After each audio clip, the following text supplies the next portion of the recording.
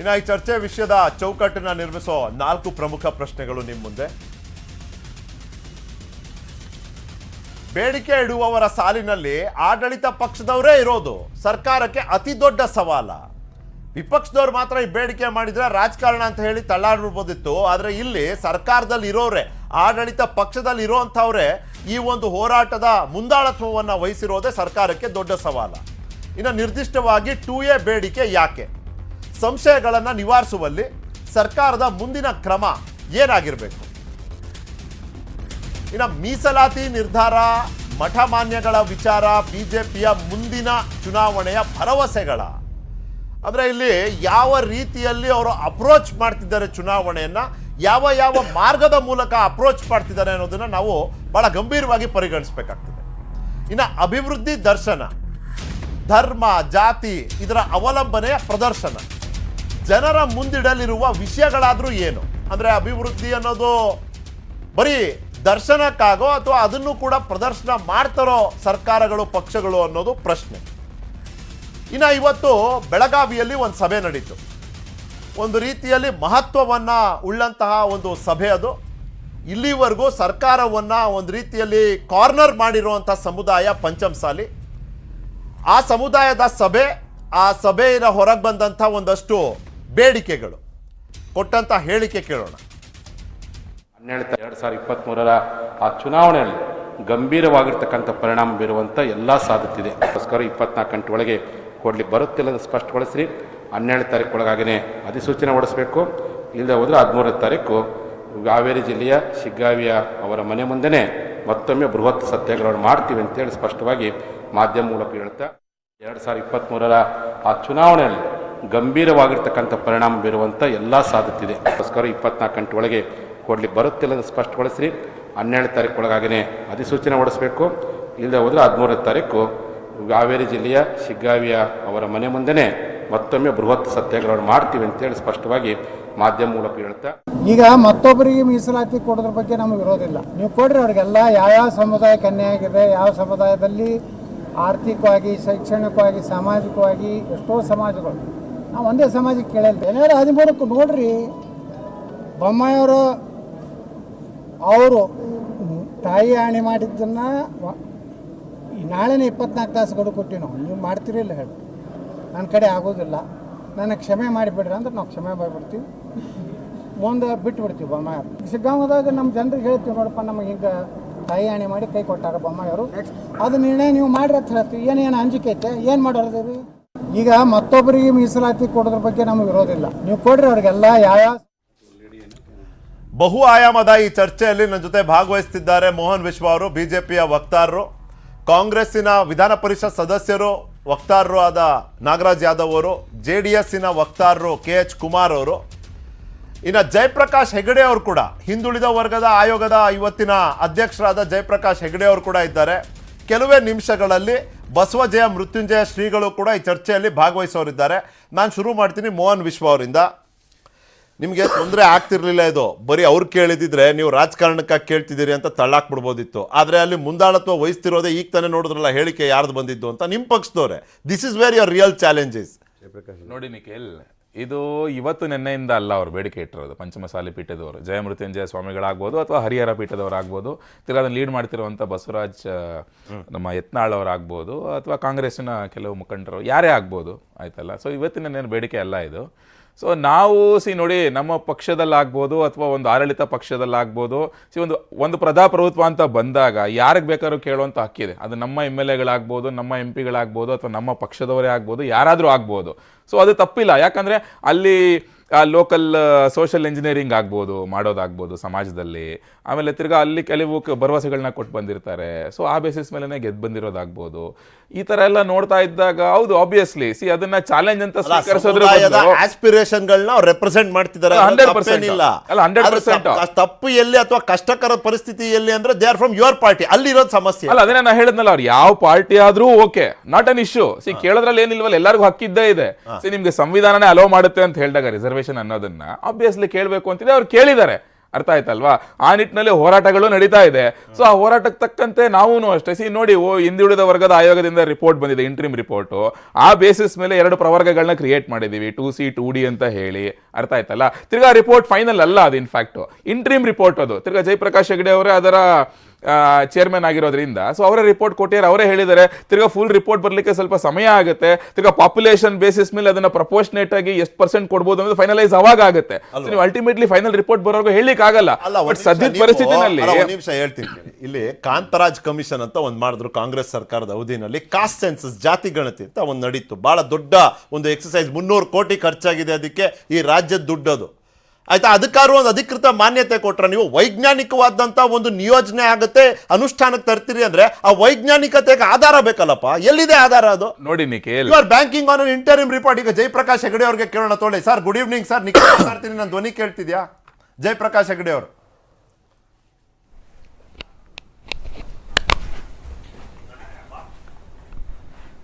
ಜಯಪ್ರಕಾಶ್ ಹೆಗಡೆ ಅವರು ನನ್ನ ಧ್ವನಿ ಕೇಳ್ತಿದ್ಯಾ? ಸ್ವಾಮೀಜಿ ಬಂದಿದೆ.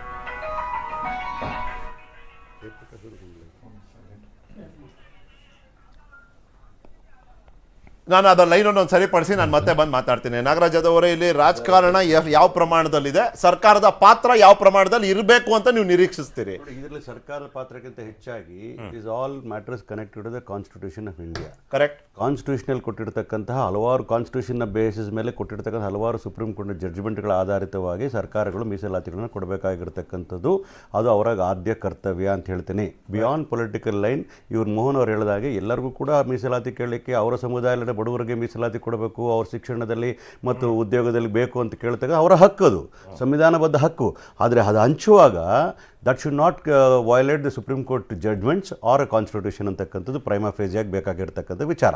ಇಲ್ಲಿ ವಿಚಾರ ಬಂದಿರತಕ್ಕಂಥದ್ದು ಇಂಟ್ರಿಮ್ ಆರ್ಡರ್ ಬಗ್ಗೆ ಮಾತಾಡಿದ್ರು. ನನಗಿಂತ ಹೆಚ್ಚಾಗಿ ಜಯಪ್ರಕಾಶ್ ರಿಪೋರ್ಟ್ ಇಂಟ್ರಿಮ್ ರಿಪೋರ್ಟ್ ಬಗ್ಗೆ ಹೇಳಿದ್ರು. ಅದು ನೋಡಿ ಏನಾಗ್ತದೆ ಅಂತಂದ್ರೆ, ಒಂದು ಸಮುದಾಯವು ಹೋರಾಟ ಮಾಡಿ ಗಡುವು ಕೊಟ್ಟು ಇಂಥ ಟೈಮ್ಗೆ ನೀನು ಮಾಡಲೇ ಇಲ್ಲ ಅಂತಂದರೆ ನಿಮಗೆ ಮಾಡಿದರೆ ಸನ್ಮಾನ ಮಾಡ್ತೀವಿಲ್ಲ ಅಂದರೆ ನಿಮ್ಮಿಂದ ಸಂಘರ್ಷ ಮಾಡ್ತೀವಿ ಅಂತ ಹೇಳಿದ ಸಂದರ್ಭದಲ್ಲಿ ನೀವು ಅವರು ವೈಜ್ಞಾನಿಕವಾಗಿ ರಿಪೋರ್ಟ್ ಕೊಡಲಿಕ್ಕೆ ಕಾಲಾವಕಾಶ ಕೊಡ್ತಾ ಇಲ್ಲ. ಯಾಕಂತಂದರೆ ನೀವು ಈ ಒತ್ತಡದ ಮೇಲೆ ಅವರು ಎಂಟ್ರಿ ಮಾಡ್ರೆ ತರಿಸ್ಕೊಳ್ತಕ್ಕಂಥ ಕೆಲಸ ಮಾಡ್ತಾರಲ್ಲ, ಅಲ್ಲಿ ತಪ್ಪಾಗ್ತಕ್ಕಂಥದ್ದು ನನಗೆ ಅನಿಸಿರ್ತಕ್ಕಂಥದ್ದು. ಯಾಕಂದರೆ ಆ ಸ್ವಾಮೀಜಿಗಳು ಕೇಳ್ತಕ್ಕಂಥ ಅವ್ರ ಹಕ್ಕು ಕೇಳಲಿ. ವಿಚಾರ ಬಂದಿರತಕ್ಕಂಥದ್ದು ಏನಂತಂದರೆ, ಈಗ ನಮ್ಮಲ್ಲಿರ್ತಕ್ಕಂಥ ಕಾನೂನಿನ ಪರಿಮಿತಿಯಲ್ಲಿರ್ತಕ್ಕಂಥ ವಿಚಾರಗಳು ನೋಡಿದಾಗ ಸುಪ್ರೀಂ ಕೋರ್ಟ್ ಬಹಳಷ್ಟು ಸಲ ಹೇಳಿದೆ, ನೀವು OBCಗಳಿಗಾಗಲಿ ಮತ್ತು ಇನ್ಯಾವುದೇ ಸಮುದಾಯ ಆಗಲಿ ಮೀಸಲಾತಿ ಕೊಡುವಾಗ ವಾಟ್ ಈಸ್ ಯುವರ್ ಡೇಟಾ ಅಂತ ಕೇಳ್ತಾರೆ. ಮರಾಠ ಸಮುದಾಯಕ್ಕೆ 16% ರಿಸರ್ವೇಷನ್ ಮಹಾರಾಷ್ಟ್ರದಲ್ಲಿ ಕೊಟ್ಟ ಸಂದರ್ಭದಲ್ಲಿ the supreme Court strikes it down.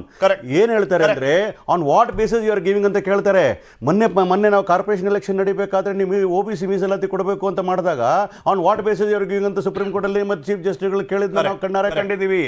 ಈ ವಿಚಾರಗಳು ನೀವು ಕೊಡ್ತಕ್ಕಂಥ ದೊಡ್ಡದಲ್ಲ, ಅದು ಕಾನೂನಿನಲ್ಲಿ ಅಕ್ಸೆಪ್ಟಬಲ್ ಆಗಿರ್ತಕ್ಕಂಥ ತೀರ್ಮಾನಗಳಾಗಬೇಕು ಅಂತ ನಾಗರಾಜ್ ಅವರು ಕರೆಕ್ಟ್ ಹೇಳಿದಿರಿ. ಯಾಕಂದ್ರೆ ಟುಮಾರೋ ಇದನ್ನ ಕೋರ್ಟ್ ಇದು ಹಿಂಗೇ ನಡೀತಾ ಹೋಗ್ತಾ ಇದ್ರೆ ಎಷ್ಟು ದಿನ ಸಂಘರ್ಷಗಳು ಇಲ್ಲ ಅಂತ. ಮೂಗಿಗೆ ತುಪ್ಪ ಸುರಿತಕ್ಕಂಥ ಕೆಲಸ ಮಾಡಬಾರ್ದು.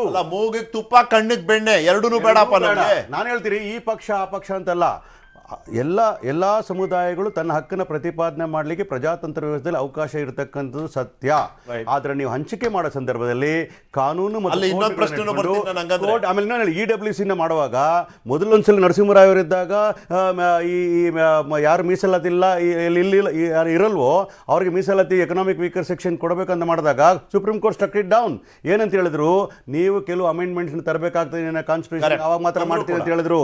ಅವಾಗ ಮಾಡಿದ್ರೆ ಆಮೇಲೆ ನರೇಂದ್ರ ಮೋದಿ ಸಾಹೇಬ್ ಏನ್ ಮಾಡಿದ್ರು, ಅದು ಒಂದು ಅಮೆಂಡ್ಮೆಂಟ್ ತಂದ್ರು, ಎಕನಾಮಿಕ್ ವೀಕರ್ ಸೆಕ್ಷನ್ ಕೊಡ್ತಕ್ಕಂಥ ಕೆಲಸ ಮಾಡಿದ್ರು.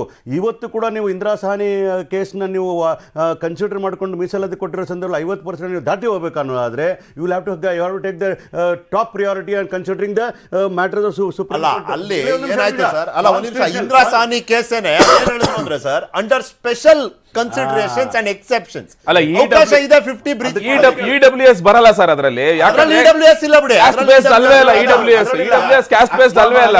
ಅದು ಹೇಳ್ತಲ್ಲ ನಾನು, ನೀವು 50% ಆ ಸೀಲಿಂಗ್ ನ ನೀವು ದಾಟಿ ಹೋಗ್ಬೇಕು ಅನ್ನೋ ಸಂದರ್ಭ ಬಂದಾಗ you need to take lot of precautions. ಯಾಕಂದ್ರೆ ಇದು ನಾಳೆ ಕೋರ್ಟ್ನಲ್ಲಿ ಹೋಗಿ ಸೋತೋಗ್ಬಿಟ್ರೆ ಅದು ಒಂದ್ ನಿಮಿಷ ಮಾತಾಡ್ತೀನಿ. ಬಸವಜಯ ಮೃತ್ಯುಂಜಯ ಶ್ರೀಗಳಿದ್ದಾರೆ. ಶ್ರೀಗಳೇ ನಮಸ್ಕಾರ, ನಿಖಿಲ್ ಮಾತಾಡ್ತೀನಿ. ನನ್ನ ಧ್ವನಿ ಕೇಳ್ತಿದ್ಯಾ ನಿಮ್ಗೆ? ನಿಖಿಲ್ ಶರಣಾರ್ಥಿ, ನಮಸ್ಕಾರ. ಶ್ರೀಗಳೇ, ಇಲ್ಲಿ ನೀವು 2A ಬೇಕು ಅಂತ ಇವತ್ತು ಮತ್ತೊಮ್ಮೆ ಘೋಷಣೆ ಬೇಡಿಕೆ ಎರಡೂ ಮಾಡಿದ್ದೀರಿ. ಕ್ಯಾಟಗರಿ 2 ಕ್ಯಾಟಗರಿ 3 ನಡುವೆ ಇರುವಂತ ಒಂದು ಪ್ರಮುಖ ವ್ಯತ್ಯಾಸ ಅಂದ್ರೆ ಅದು ರಾಜಕೀಯ ಪ್ರಾತಿನಿಧ್ಯ, ರಾಜಕೀಯ ಮೀಸಲಾತಿ. 3A 3Bನ ಆ ಪ್ರವರ್ಗಗಳನ್ನ ಅಳಸಾಕಿ 2C 2D ಅಂತ ನಿರ್ಮಾಣ ಮಾಡೋದ್ರಿಂದ ಯಾವ ರೀತಿ ಅನುಕೂಲ ಆಗುತ್ತೆ ಅಂತ ನೀವು ಭಾವಿಸ್ತೀರಿ, ಅಥವಾ ಯಾವ ರೀತಿ ಅನುಕೂಲ ಆಗ್ತಿಲ್ಲ ಅಂತ ಭಾವಿಸಿದ್ದೀರಿ, ಅದಕ್ಕಾಗಿಯೇ ಇವತ್ತು ಮತ್ತೊಮ್ಮೆ 2A ಬೇಡಿಕೆ ಇಟ್ಟಿದ್ದೀರಿ?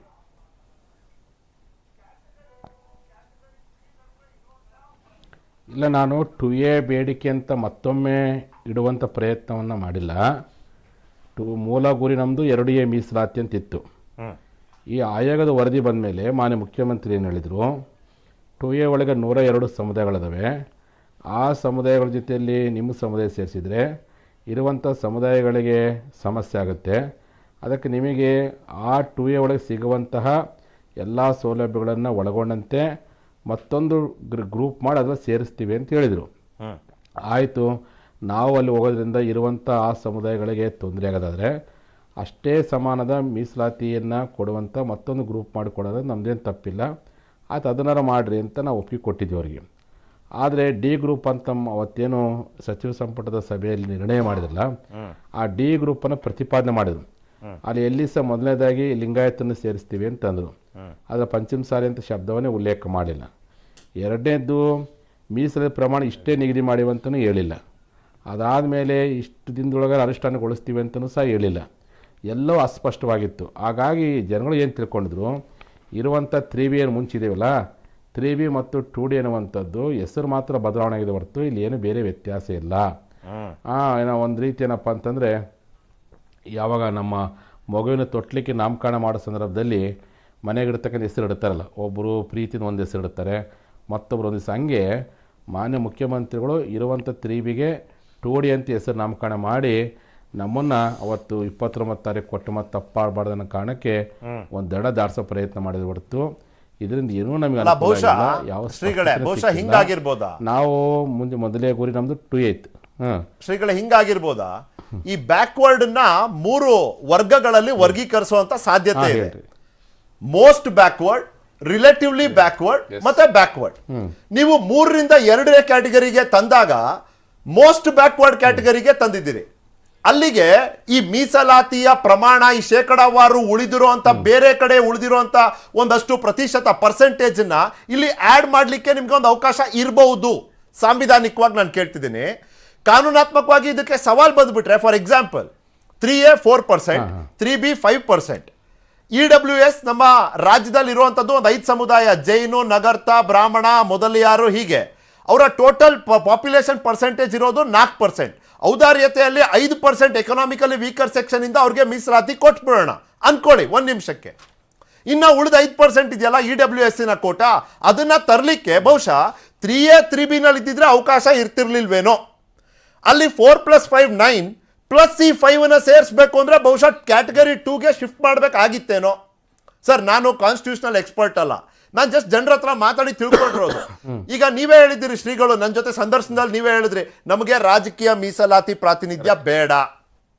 ನೀವು ಕೇಳ್ತಿದ್ದೀರಿ ಶೈಕ್ಷಣಿಕ ಔದ್ಯೋಗಿಕ ಮೀಸಲಾತಿ. So what is the problem ಶ್ರೀಗಳೇ? ಅಲ್ಲಿದ್ರು ಅಲ್ಲ, ಇಲ್ಲಿ ನಿಮಗೆ ಅದು ಸಿಕ್ತಿದೆ ಅಂದಾಗ ಪ್ಲೀಸ್ ಪ್ಲೀಸ್ ಪ್ಲೀಸ್.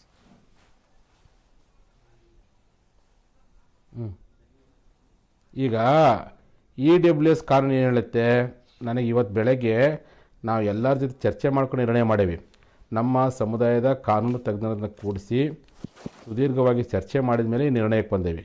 ಏನು ನಿರ್ಣಯಕ್ಕೆ ಬಂದೇವಿ, ಏನು ಚರ್ಚೆ ಆಯಿತು? EWS ಕಾನೂನಲ್ಲಿ ಇರ್ತಕ್ಕಂಥ ಶೇಕಡವಾರು ಮೀಸಲಾತಿ ನಮಗೆ ಹಂಚ್ತಾರಂತೆ, ನಮಗೆ ಮತ್ತು ಒಕ್ಕಲಿಗ ಸಮುದಾಯಕ್ಕೆ. ಅದು EWS ಇರ್ತಕ್ಕಂಥ ಮೀಸಲ ಪ್ರಮಾಣವನ್ನು ಅದು ಕೊಡ್ಲಿಕ್ಕೆ ಬರೋದೇ ಇಲ್ಲ ಅಂತದು. ಯಾವ ಸಮುದಾಯಗಳು OBC ಮೀಸಲಾತಿಗದವೋ ಆ ಸಮುದಾಯಗಳನ್ನು EWS ಸೇರ್ಸಕ್ ಬರೋದೇ ಇಲ್ಲ ಅಂತ. ಹಿಂಗಿದ್ದಾಗ ಹೆಂಗ್ EWS ಅಶೋಕ್ ಅವರು ನಿಮ್ ಸ್ಟೇಟ್ಮೆಂಟ್ ಕೊಟ್ಟಿದ್ದಾರೆ. ನಾವು ಏನಾದರೂ ನಮ್ಮ EWS ಇರ್ತಕ್ಕಂಥ ಸೌಲಭ್ಯಗಳನ್ನ ಆಲ್ರೆಡಿ ಮೀಸಲಾತಿ ಒಳಗಿದ್ದಂತ ಏನಾದ್ರು ಕೊಟ್ಟರೆ ನಾವು ಕೋರ್ಟಿಗೆ ಹೋಗ್ತೇವೆ ಅಂತ ಅವ್ರು ಹೇಳಿದ್ದಾರೆ. ಹಿಂಗಾಗಿ ಇಡೀ ಕ್ಯಾಬಿನೆಟ್ ನಿರ್ಣಯನೇ ಅಸ್ಪಷ್ಟವಾಗಿದೆ ಅಂತ. ಅವರು ಬೇಕು, ನೀವು ಅವ್ರ ಚರ್ಚೆ ಮಾಡಿದಿರಿ, ಅವ್ರ ಸ್ಟೇಟ್ಮೆಂಟ್ ನೋಡಿದಿರಿ, ಎಲ್ಲ ಅಸ್ಪಷ್ಟವಾದಕ್ಕೆ ನಾವು ಸರ್ಕಾರಕ್ಕೆ ಏನು ಹೇಳ್ತೀವಿ, ಆಯಿತು ನಮಗೆ 2A ಕೇಳಿ 2A ಬಿಟ್ಟು 2D ಗ್ರೂಪ್ ಮಾಡಿದಿಲ್ಲ, 2D ಗ್ರೂಪ್ ಒಳಗೆ ಶಿಕ್ಷಣ ಮತ್ತು ಉದ್ಯೋಗದ ನಮಗೆ ಮೀಸಲಾತಿ ಪ್ರಮಾಣ ಎಷ್ಟಿದೆ, ಎಷ್ಟು ನಿಗದಿ ಮಾಡಿರಿ ಅನ್ನೋದನ್ನ ಉಲ್ಲೇಖ ಮಾಡ್ಯಾರ. ಅದು ಸಹ ಉಲ್ಲೇಖ ಇಲ್ಲ. ಅಲ್ಲ, ಇಲ್ಲಿ ಹೇಳ್ತಾರೆ ಪೂರ್ಣ ವರ್ಗದ ಮೇಲೆ ನಾವು ಶ್ರೀಗಳೇ ಬಹಳ ಕರೆಕ್ಟ್ ಹೇಳಿದ್ದೀರಿ. ಎಷ್ಟು ಕೊಟ್ರಿ, ಏನ್ ಕೊಟ್ರಿ, ಹೆಂಗ್ ಕೊಟ್ರಿ ಅನ್ನೋದು 3 ಪ್ರಮುಖ ಪ್ರಶ್ನೆಗಳಿದೆ ಇಲ್ಲಿ. ಅದಕ್ಕೆ ಇದು ಒಂದು ಸೂಕ್ತ ಸಮಯ ಅಲ್ವಾ ಸದಾಶಿವ ಕಮಿಷನ್ನಿನ ಆ ಒಂದು ವರದಿಯನ್ನ ಅನುಷ್ಠಾನಕ್ಕೆ ತರೋದಕ್ಕೆ. ಒಳ ಮೀಸಲಾತಿ ಬಹಳ ಸ್ಪೆಸಿಫಿಕ್ ಆಗಿ ನಿರ್ದಿಷ್ಟವಾಗಿ ಹೇಳ್ಬಿಡಿ ಇಂತಿಂತ ಸಮುದಾಯಕ್ಕೆ ಇಷ್ಟಿಷ್ಟು ಸಿಗುತ್ತೆ ಅಂತ. ಅದರಲ್ಲಾದ್ರೂ ಒಂದು ನೆಮ್ಮದಿ ಇದೆ. ನೀವು ಹೇಳಿದ್ರಿ ಯಾರು ಮೀಸಲಾತಿಯಲ್ಲಿ ಇದ್ದಾರೋ ಆಲ್ರೆಡಿ ಅವ್ರನ್ನ EWS ಗೆ ಸೇರ್ಸ್ಲಿಕ್ಕೆ ಬರೋದಿಲ್ಲ ಅಂತ. ಈಗ ಒಕ್ಕಲಿಗ ಸಮುದಾಯದವರು ಒಂದು ಬೇಡಿಕೆ ಇಟ್ಟಿದ್ದಾರೆ. ಜಯಪ್ರಕಾಶ್ ಹೆಗಡೆ ಅವ್ರಿಗೆ ನಾನು ಧ್ವನಿ ಕೇಳ್ತಿದ್ರೆ, sir please correct me if I am wrong. ನೋಡಿ, ಒಕ್ಕಲಿಗ ಸಮುದಾಯದವ್ರು ಕೇಳ್ತಿದ್ದಾರೆ, ನಗರ ಪ್ರದೇಶದಲ್ಲಿ ವಾಸ ಇರುವಂತ ಬಡವರಿಗೆ, BPL ಕಾರ್ಡ್ ಹೋಲ್ಡರ್ಗಳಿಗೆ ನೀವು ಅವ್ರು ಒಕ್ಕಲಿಗ ಸಮುದಾಯದವ್ರು ಇದ್ರೂ ಕೂಡ ಅವರಿಗೆ ಸಾಮಾನ್ಯ ಮೀಸಲಾತಿ ವ್ಯವಸ್ಥೆಯಲ್ಲಿ ಅವಕಾಶ ಇದ್ರೂ ಕೂಡ EWS ಗೆ ಸೇರಿಸಿ. ಯಾಕೆ ಕೇಳ್ತಿದ್ದಾರೆ ಅಂದ್ರೆ ಶ್ರೀಗಳೇ, ಇಲ್ಲಿರೋದು ನಮ್ಮಲ್ಲಿರುವಂತ ಒಂದು ಗೊಂದಲ ಮತ್ತೆ ಪ್ರಶ್ನೆ. ಸೆಂಟ್ರಲ್ OBC ಲಿಸ್ಟ್ ಅಲ್ಲಿ ಒಕ್ಕಲಿಗರನ್ನ ನೀವು ಸೇರಿಸಿಲ್ಲ ಅನ್ನೋ ಕಾರಣಕ್ಕೆ ಅವರು OBC ಮತ್ತೆ ಆ ಮೀಸಲಾತಿ ವ್ಯವಸ್ಥೆಯ ಫಲಾನುಭವಿಗಳು ಅರ್ಹರು ಅಂತ ನಾವು ಪರಿಗಣಿಸ್ತಾನೆ ಇಲ್ಲ. So from that point of view ಶ್ರೀಗಳೇ, ಅವ್ರು ಕ್ವಾಲಿಫೈ ಆಗ್ತಾರಾ ಅನ್ನೋದೊಂದು ಪ್ರಶ್ನೆ ಬರ್ತದೆ. ಜಯಪ್ರಕಾಶ್ ಹೆಗಡೆ ಅವರೇ ಇದ್ದಾರೆ ಇಲ್ಲಿ. ಜಯಪ್ರಕಾಶ್ ಹೆಗಡೆ ಅವರೇ, ನೀವು ನಿಜ ಹೇಳ್ಬೇಕಂದ್ರೆ ಎಲ್ರಿಗಿಂತ ಚೆನ್ನಾಗಿ ವಿಷಯವನ್ನ ತಿಳ್ಕೊಂಡಿರೋರು. ಯಾಕಂದ್ರೆ you have the first hand account. ಒಂದು ರೀತಿಯಲ್ಲಿ ಬೆಳವಣಿಗೆಗಳ ಸ್ಪಷ್ಟ ಪ್ರತ್ಯಕ್ಷದರ್ಶಿ ನೀವು. ನಾವು ಒಂದೊಂದು ಆಯಾಮದಲ್ಲಿ ನೋಡ್ತಿದ್ದೀವಿ, ನಮಗೆ ಪೂರ್ತಿ ಗೊತ್ತಾಗ್ತಾ ಇಲ್ಲ. ಜಯಪ್ರಕಾಶ್ ಹೆಗಡೆ ಅವರೇ, ಈಗ ನೀವು ಇಂಟರಿಮ್ ರಿಪೋರ್ಟ್ ಕೊಟ್ಟಿದ್ದೀರಿ. ವೈಜ್ಞಾನಿಕವಾದ ಅನುಷ್ಠಾನ ಮತ್ತೆ ಅದರ ಪಾಲನೆ ಕೂಡ ಆಗಬೇಕು ಅಂದ್ರೆ what is the way forward ನಿಮ್ ಪ್ರಕಾರ? ನಾನು ಕೇಳ್ತಿರೋದು. ನಮ್ದು ಫೈನಲ್ ರಿಪೋರ್ಟ್ ಕೊಡದೇ ಇದ್ರೆ ವೈಜ್ಞಾನಿಕ ರಿಪೋರ್ಟ್ ಅನ್ನು ಕೊಡ್ಲಿಕ್ಕೆ ಸಾಧ್ಯ ಆಗೋದಿಲ್ಲ. ಅದನ್ನು ಜಾರಿಗೆ ತಂದ್ರೆ ಕೋರ್ಟ್ನಲ್ಲಿ ನಿಲ್ಲೋದು ಇಲ್ಲ. ಓಕೆ, ಈಗ ಇದಕ್ಕೂ ಮುಂಚೆನೂ ವರದಿಗಳು ಬಂದಿತ್ತು. ಅದಕ್ಕೋಸ್ಕರ ನಾವು sorry you please continue sir. ಹೇಳಿ. ಇಲ್ಲ, ನೀವು ಹೇಳ್ಬಿಡಿ ನೆಕ್ಸ್ಟ್ ನಾನು ಕೇಳ್ತೇನೆ ಸರ್. ಅದರಲ್ಲಿ ಈಗ ನೀವು EWS ಹೇಳಿದ್ರಿ. ಈಗ ಕೇಂದ್ರ ಸರ್ಕಾರದಲ್ಲಿ EWS ಜಾರಿಗೆ ಬಂದಾಗಿದೆ. ಅಲ್ಲಿ ಏನಾಗಿದೆ ಅಂದ್ರೆ ಅವ್ರು ಹೇಳ್ತಾರೆ, ಯಾವ ಜಾತಿಗಳು ಈಗಾಗಲೇ OBC ಪಟ್ಟಿಯಲ್ಲಿ ಇಲ್ಲ ಕೇಂದ್ರದಲ್ಲಿ, ಅವರೆಲ್ಲರೂ EWS ಬರ್ತಾರೆ. ಈಗ ನಮ್ಮಲ್ಲಿ 10 ವರ್ಷಕ್ಕೊಂದ್ಸಲ ರೀಕ್ಯಾಟಗರೈಸೇಷನ್ ಆಗಬೇಕು ಅಂತ ಇದೆ.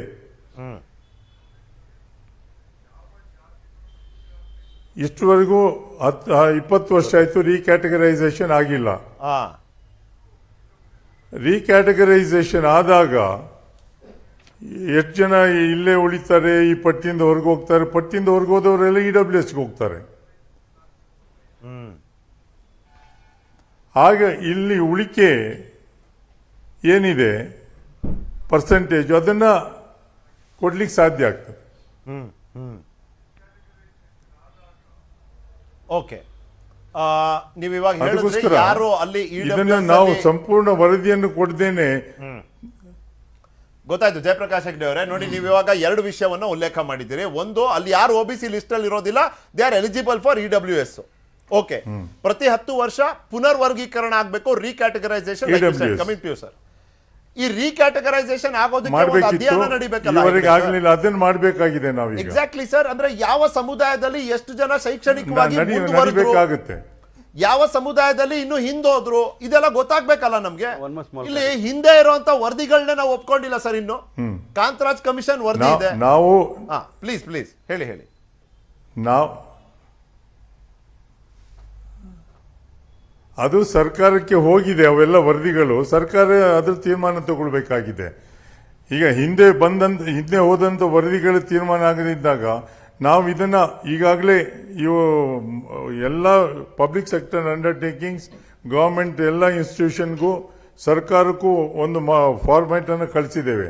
ಎಲ್ಲ ಯೂನಿವರ್ಸಿಟಿ ಕಳಿಸಿದ್ದೇವೆ, ಖಾಸಗಿ ಮತ್ತೆ ಎಲ್ಲ ಯೂನಿವರ್ಸಿಟಿ ಕಳಿಸಿ ಮಾಹಿತಿಯನ್ನ ಕೇಳಿದೆ. ಯಾವ ಜಾತಿಯವ್ರದ್ದು ಎಷ್ಟು ಜನ ಇದ್ದಾರೆ ಅಂತ, ಎಷ್ಟು ಉದ್ಯೋಗದಲ್ಲಿ ಎಷ್ಟಿದ್ದಾರೆ, ಮತ್ತೆ ಶಿಕ್ಷಣದಲ್ಲಿ ಯಾವ ಮಟ್ಟದಲ್ಲಿ ಇದ್ದಾರೆ ಅನ್ನೋದು. ಅದು 50% ಬಂದಿದೆ ನಮಗೆ. ನಾವು ಅದನ್ನು ಒಂದು ಸಾಫ್ಟ್ವೇರ್ ರೆಡಿ ಮಾಡಿ ಅಪ್ಲೋಡ್ ಮಾಡಿದಾಗ ನಮ್ಗೆ ಸರಿಯಾದ ಮಾಹಿತಿ ಸಿಗ್ತದೆ. ಅದಾದ ನಂತರ ನಾವು ತೀರ್ಮಾನ ತಗೊಳ್ಳಿಕ್ಕೆ ಆಗ್ತದೆ.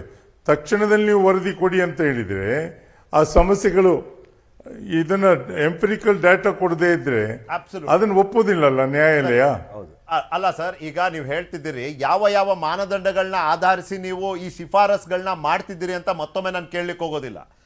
ಶಿಕ್ಷಣ, ಉದ್ಯೋಗ ಲಾರ್ಜ್ಲಿ ಇದೆರಡೇ ಅಲ್ವಾ ಮಾನದಂಡ ನೀವು ನೋಡ್ತಿರೋಂಥದ್ದು. EWS ಬೇರೆ ಬರ್ತದೆ, ಅಲ್ಲಿ ಜಾತಿ ಅನ್ನೋದು ಮ್ಯಾಟ್ರೇ ಆಗೋದಿಲ್ಲ, ಆರ್ಥಿಕ ಪರಿಸ್ಥಿತಿ.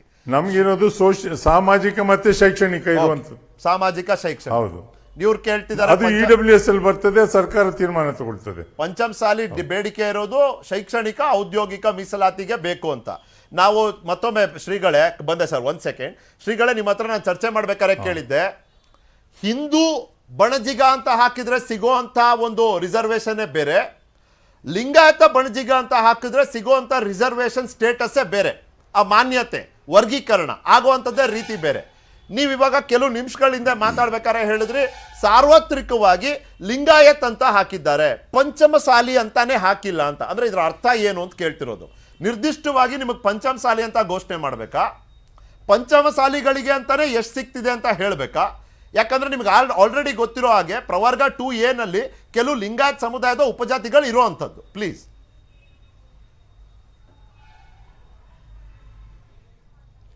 ನಾವು ಪಂಚಮಸಾಲಿಗಳಿಗೆ ಪ್ರತ್ಯೇಕ ಮೀಸಲಾತಿ ಕೊಡ್ರಿ ಅಂತ ಹೇಳ್ತಾ ಇಲ್ಲ.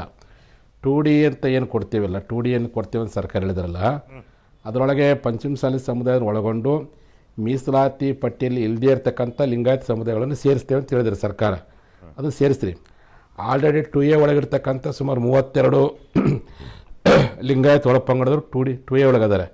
ಅವ್ರನ್ನ ಬಿಟ್ಟು ಇಲ್ಲಾರದೇ ಇರ್ತಕ್ಕಂಥ ಸಮುದಾಯಗಳನ್ನು 2D ಒಳಗೆ ಸೇರಿಸ್ರಿ.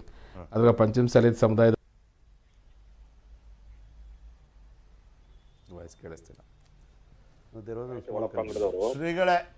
ಕಾರಣಕ್ಕೋಸ್ಕರವಾಗಿ ಲಿಂಗಾಯತ ಶಬ್ದವನ್ನೇ ಬಿಡಕತ್ತಿರೋ.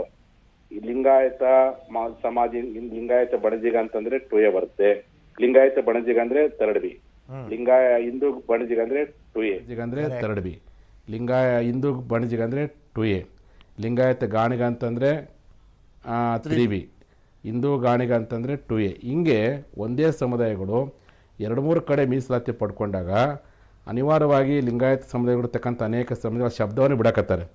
ಆಲ್ರೆಡಿ ಅವ್ರು ಮೀಸಲಾತಿ ಪಡ್ಕೊಳ್ತಿದ್ರೆ ಅವ್ರು ಅಲ್ಲೇ ಇರಲಿ, ಅವರು 2A ಒಳಗೆ ಇರಲಿ, ಅವ್ರಿಗೆ ಯಾರಿಗೂ ತೊಂದರೆ ಆಗೋದು ಬೇಡ. ಈಗ ಆ ಮೀಸಲಾತಿ 3B ಒಳಗೆ ಇದ್ಕೊಂಡು ಮೀಸಲಾತಿಯಿಂದ ಹೊರಗೆ ಉಳಿದಿರ್ತಕ್ಕಂಥ ಸಮುದಾಯಗಳಿದಾವಲ್ಲ, ಈಗಾಗಲೇ ನಮ್ಮ ಆಯೋಗದ ಅಧ್ಯಕ್ಷರು ಎಲ್ಲ ಕಡೆ ಸರ್ವೆ ಮಾಡಿದೆ ಯಾವ ಸಮುದಾಯಕ್ಕೆ 2A ಬೇಕು ಅಂತ. ಆ ಸಮುದಾಯಗಳನ್ನ 2D ಒಳಗೆ ಸೇರಿಸಿ ಎಷ್ಟು ಮೀಸಲಾತಿ ಪ್ರಮಾಣ ಕೊಡ್ತೀರ ಅನ್ನೋದನ್ನು ಸ್ಪಷ್ಟಗೊಳಿಸ್ಬೇಕು ಅಂತ ಹೇಳಕತ್ತೆ ಹೊರತು ಇಂದು ಏನು ಇರುವಂಥ ಸಮುದಾಯಗಳನ್ನು ನಮಗೆ ಪ್ರತ್ಯೇಕವಾಗಿರ್ತಕ್ಕಂಥ ಮೀಸಲಾತಿಯನ್ನು ಕೊಡ್ರಿ ಅಂತ ಹೇಳ್ತಲ್ಲ.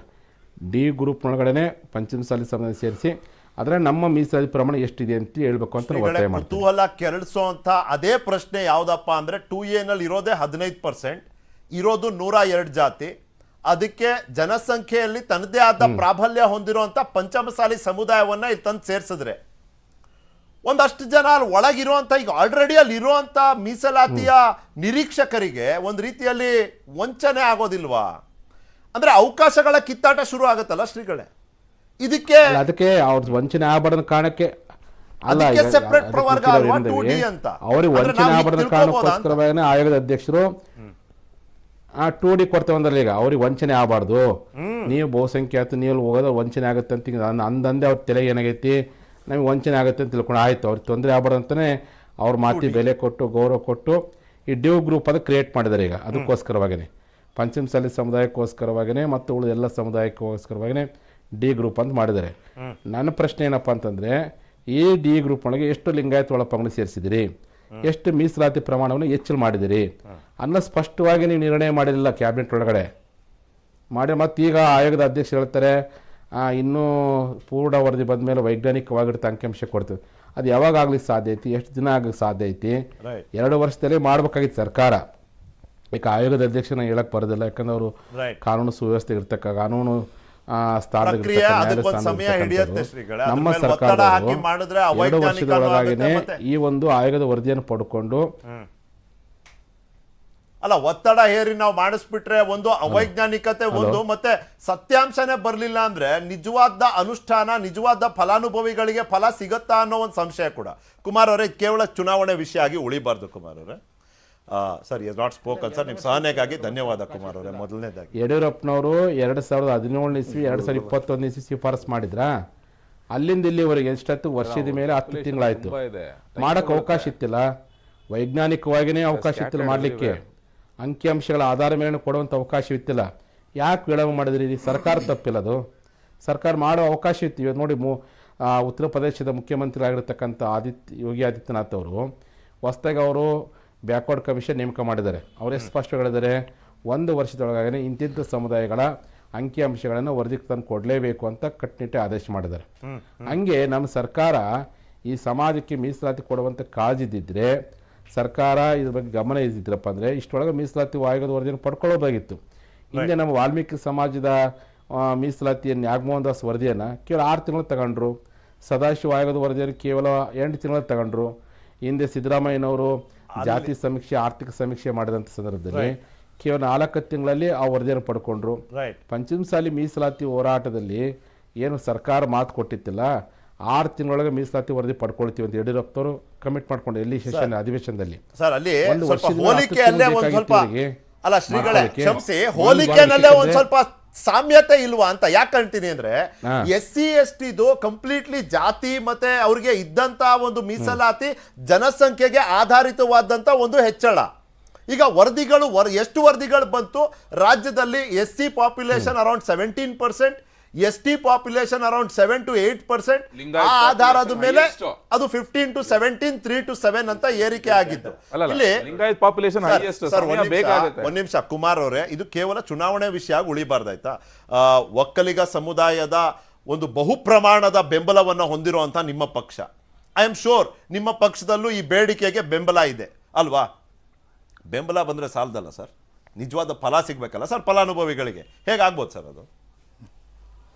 ಸರ್, BJP ಅವರು ಈ ದೇಶದಲ್ಲಿ ಮಾಡ್ತಿರೋ ಒಂದು ಮಹಾ ಮೋಸದ ಕೆಲಸ ಇದು. ಮಗುನೂ ಚಿವುಡ್ತಾರೆ, ತೊಟ್ಟಲನ್ನು ತೂಗ್ತಾ ಇದ್ದಾರೆ. ಯಾರು ಈ ಪ್ರಶ್ನೆಗಳನ್ನೆಲ್ಲ ಎತ್ತಿದವರು? ಸರ್ ಈ ಚೂಟೋ ಕೆಲಸ ಯಾವುದು ಅಂತ ಹೇಳಿ. ಚೂಟೋ ಕೆಲಸ ಯಾವುದು ಅಂತ ಕೇಳ್ತಿರೋದು ಅಂದ್ರೆ ಯಾವ್ದು ಚೂಟೋದು ಯಾವ್ದು ತೂಗೋದು ಅಂತ ಗೊತ್ತಾಗ್ತಿಲ್ಲ. ನಮ್ಮ ಸಾಮಾನ್ಯರಿಗೆ ಹೊರಗೆ ನಿಂತ್ಕೊಂಡು ನೋಡ್ತಿದೀವಿ, ಇಲ್ಲಿ ಚೂಟ್ತಿರೋರು ಯಾರು, ತೂಗ್ತಿರೋರು ಯಾರು? ಚೌಕಟ್ಟನ್ನ ಇಡೀ ಕರ್ನಾಟಕದ ಜನ ನೋಡ್ತಾ ಇದ್ದಾರೆ. ಈ ಚೌಕಟ್ಟನ್ನ ಯಾವ ರೀತಿ ಸೃಷ್ಟಿ ಮಾಡ್ತಿದ್ದಾರೆ BJP ಅವರು ಅಂತ ಸೃಷ್ಟಿ ಮಾಡಿಬಿಟ್ಟು ಇದರಿಂದ ನಾವು ಫಲ ಉಣ್ಬೋದು ಮುಂದಿನ ಚುನಾವಣೆಯಲ್ಲೂ ಅಂತ ಯೋಚನೆ ಮಾಡಿದ್ರು ಹಿಂದೆ. ಅದು ಆಗ್ತಾ ಇಲ್ಲದೆ ಇರೋದಕ್ಕೆ ಕೈ ಇಸುಕೋತಾ ಇದ್ದಾರೆ ಈಗ. ಯಾಕೆ ಆಗ್ತಾ ಇಲ್ಲ? ಮಾತಾಡೋ ನಾನು ಒಂದು ಶಬ್ದ ಮಾತಾಡಿಲ್ಲ. BJP ಅವರು ಈ ತರ ಮೂಗೋಗ್ ತುಪ್ಪ ಸೋರೋದು ಅದೆಲ್ಲ ಆಮೇಲೆ ಮಾತಾಡೋಣ. ಆದ್ರೆ ನೀವು ಮಾಡ್ತಿರೋ ಮಹಾ ಮೋಸ ಇದೆಯಲ್ಲ, ಜನಸಮುದಾಯಗಳ ನಡುವೆ ಬೆಂಕಿ ಹಚ್ಚೋ ಕೆಲಸ ಮಾಡ್ತಿದ್ದೀರಲ್ಲ ನೀವು ಚುನಾವಣೆ ಇದಕ್ಕೋಸ್ಕರ, ತಪ್ಪಲ್ವಾ? ಈ ಮೀಸಲಾತಿ ವಿಚಾರ ಯಾರು ಚರ್ಚೆ ಮಾಡಬೇಕಾಗಿರೋದು? ಎಲ್ಲಿ ಚರ್ಚೆ ಮಾಡಬೇಕಾಗಿತ್ತು? ಹುಟ್ಟಾಕ್ದವ್ರು ಯಾರು? ಹುಟ್ಟಾಕ್ದವರು?